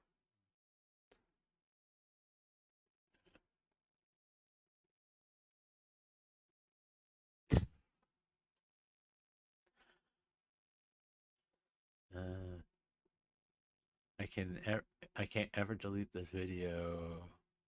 All right. Not interested in that. I used to be into motorsports, not so much anymore. I have no idea what that's about. Don't fucking care either. And I don't care about Just Announce because being honest with you. All right. Okay. VTuber artists are too entitled. If you speak out against them, you get ostracized, and needs to end the VTubers. Well, it's like I said about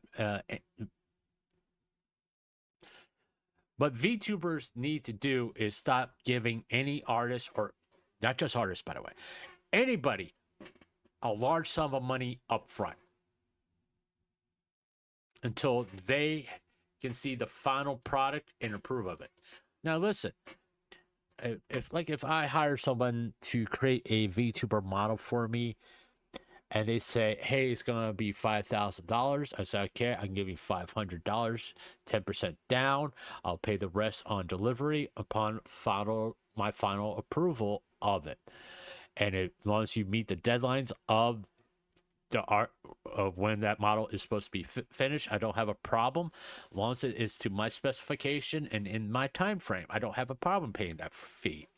But I'm not giving you $5,000 up front. I can tell you that right now. Ain't fucking happening. I'm just being honest. I don't think anybody should give a large sum of money up front. I think it should be 10% of what they're asking for. So if they ask for $1,000, it's $100, and they get the rest of the money upon final approval of the model. If the model is not what you wanted, or it's not what they say it was going to be, or if they're fucking late with it, then guess what? You're late. I don't trust you, nor am I going to give you any more money. I'd rather be out $100 than $1,000, and then have to deal with going through PayPal to get the refund and all that stuff. It's just, no, I'll give you $100. Excuse me. Gotta blow my nose. I apologize. I was getting a little stuffed up, and no one should give anybody who's doing any kind of service, whether it be a VTuber artist that's doing a model, a rigger, or someone doing backgrounds, or doing emotes, or anything like that, until you have approved of the final product. Then you pay for it.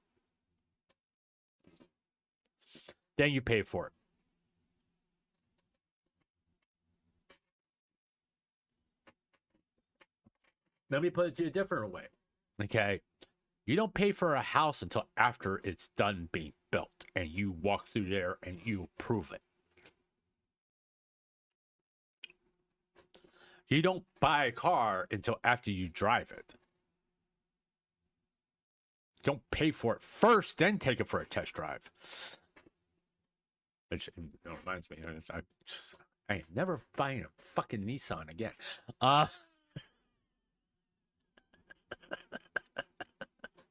soon as I get this car fixed, I'm selling it. I'm gonna sell it for $7,000 and go buy a different one, American made, where I can actually do the repairs myself.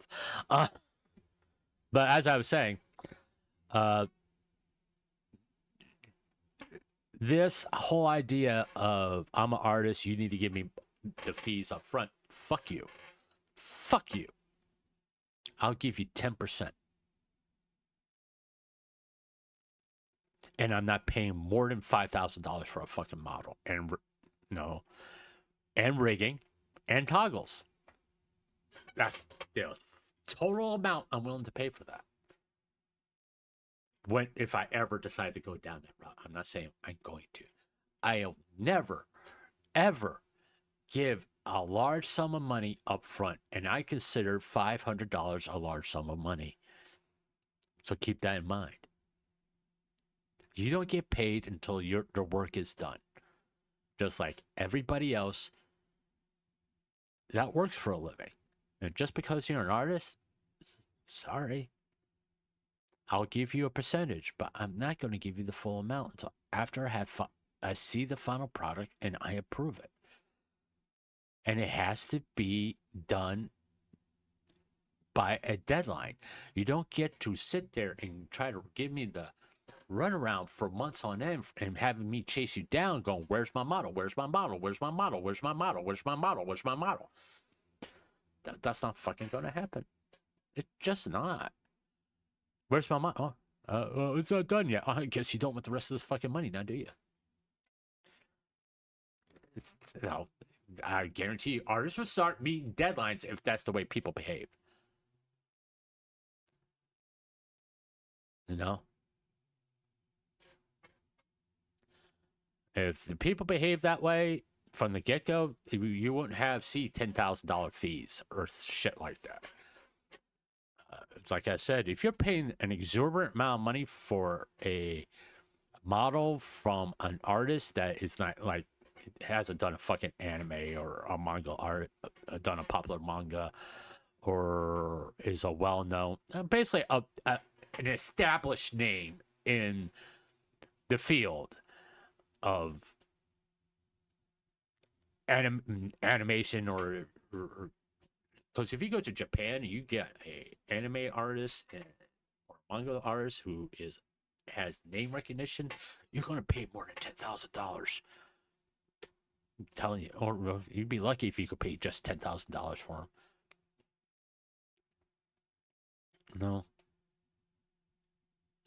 Actually, you probably could pay less than $10,000 for those artists, to be honest with you. If I think about it. I think you could actually get like a manga artist to do a VTuber model for you, probably I would say about $5,000. An established one, to be honest with you, probably about for $5,000.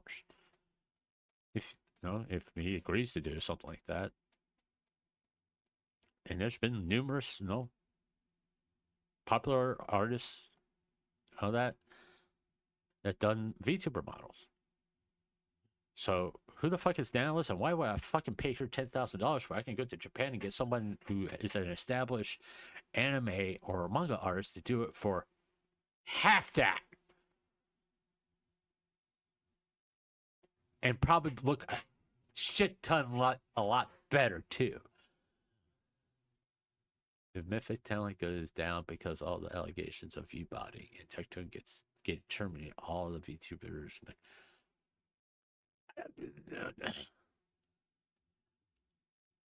Listen, I'm going to be quite blunt about this. I don't think Mythic Talent is viewbotting all the fucking time. If it's a sponsor stream, maybe. But if it's just a regular fucking stream, I don't think the viewbot are people that are with their agency. Okay, I'm just being honest. And I'm going to also say this. I don't think it's, if a talent is doing a sponsor stream and they're with Mythic Talent, it's most likely the sponsor who's doing it. So they can be on the front page of Twitch or YouTube. It's most likely the sponsor is doing it. Everybody's jumping on this. Oh, Tectone's doing. Well, What if he wasn't the one that was doing it? Well, it's Mythic Talent. What if they weren't doing it? Was it a sponsored stream? Yeah. Well, there's the fucking answer. It's probably the fucking sponsor who was doing it. Okay. That's a more likely thing than, oh, Tectone Mythic Talent. That's more likely that the sponsor was actually the one that was view botting. I would have to like look at the streams that they're all saying that he was view botting, and I'm not going back to 2024. Fuck that. I don't care. I don't care if people view bot. The only thing I care about is if, as long as I don't do it. Now, those, I mean, Grant, I just recently showed you, I lost a subscriber. I got now 171. As long as I'm honest about my subscriber count, that's all that matters to me. I don't really give a flying fuck if other people view bot, because eventually they come out and they'll crash and burn. It's that simple. It always comes out when people view bot. I mean, it's like every year is like it comes out like 5 or 10 these supposedly popular streamers or view botting. It's like, okay, they come out. I'm not worried about it. As long as I'm not doing it, I'm fine. And if you want to view bot, go ahead, because you're eventually going to get caught. Better not to do it at all. You know, it's like robbing the liquor store across from the police station. You may get away with it. You may get away with it twice, but probably not the third time. Just say. Just say. All right. I'm gonna wrap this up. If you made this far, thank you very much. Hopefully you enjoyed me talking about Bioware. If you have, if leave a like, comment, subscribe, hit the notification bell so you get community posts about when I'm going to stream. And tonight we're going to be playing Mass Effect 2, and hopefully I won't say something stupid that caused me to have major league laughing fits, and when I'm sitting there laughing throughout the whole game like it happened last week. Just to be honest with you, I'm gonna stay away from that one. I haven't watched that one since I streamed it, and it's probably a good idea. Don't ever watch it again. Ever experience that again. We talked about a lot of subjects here after the Bioware segment, and people are most likely going to say, "I'm trying to fence it." If you really look at what listen to what I said, I'm not fencing. I'm telling you how to behave dealing with a volatile situation, how to come out alive. That's why I'm trying to tell you how to do that. Do I support ICE? Yes, I do. I think they're doing something that has to be done. And if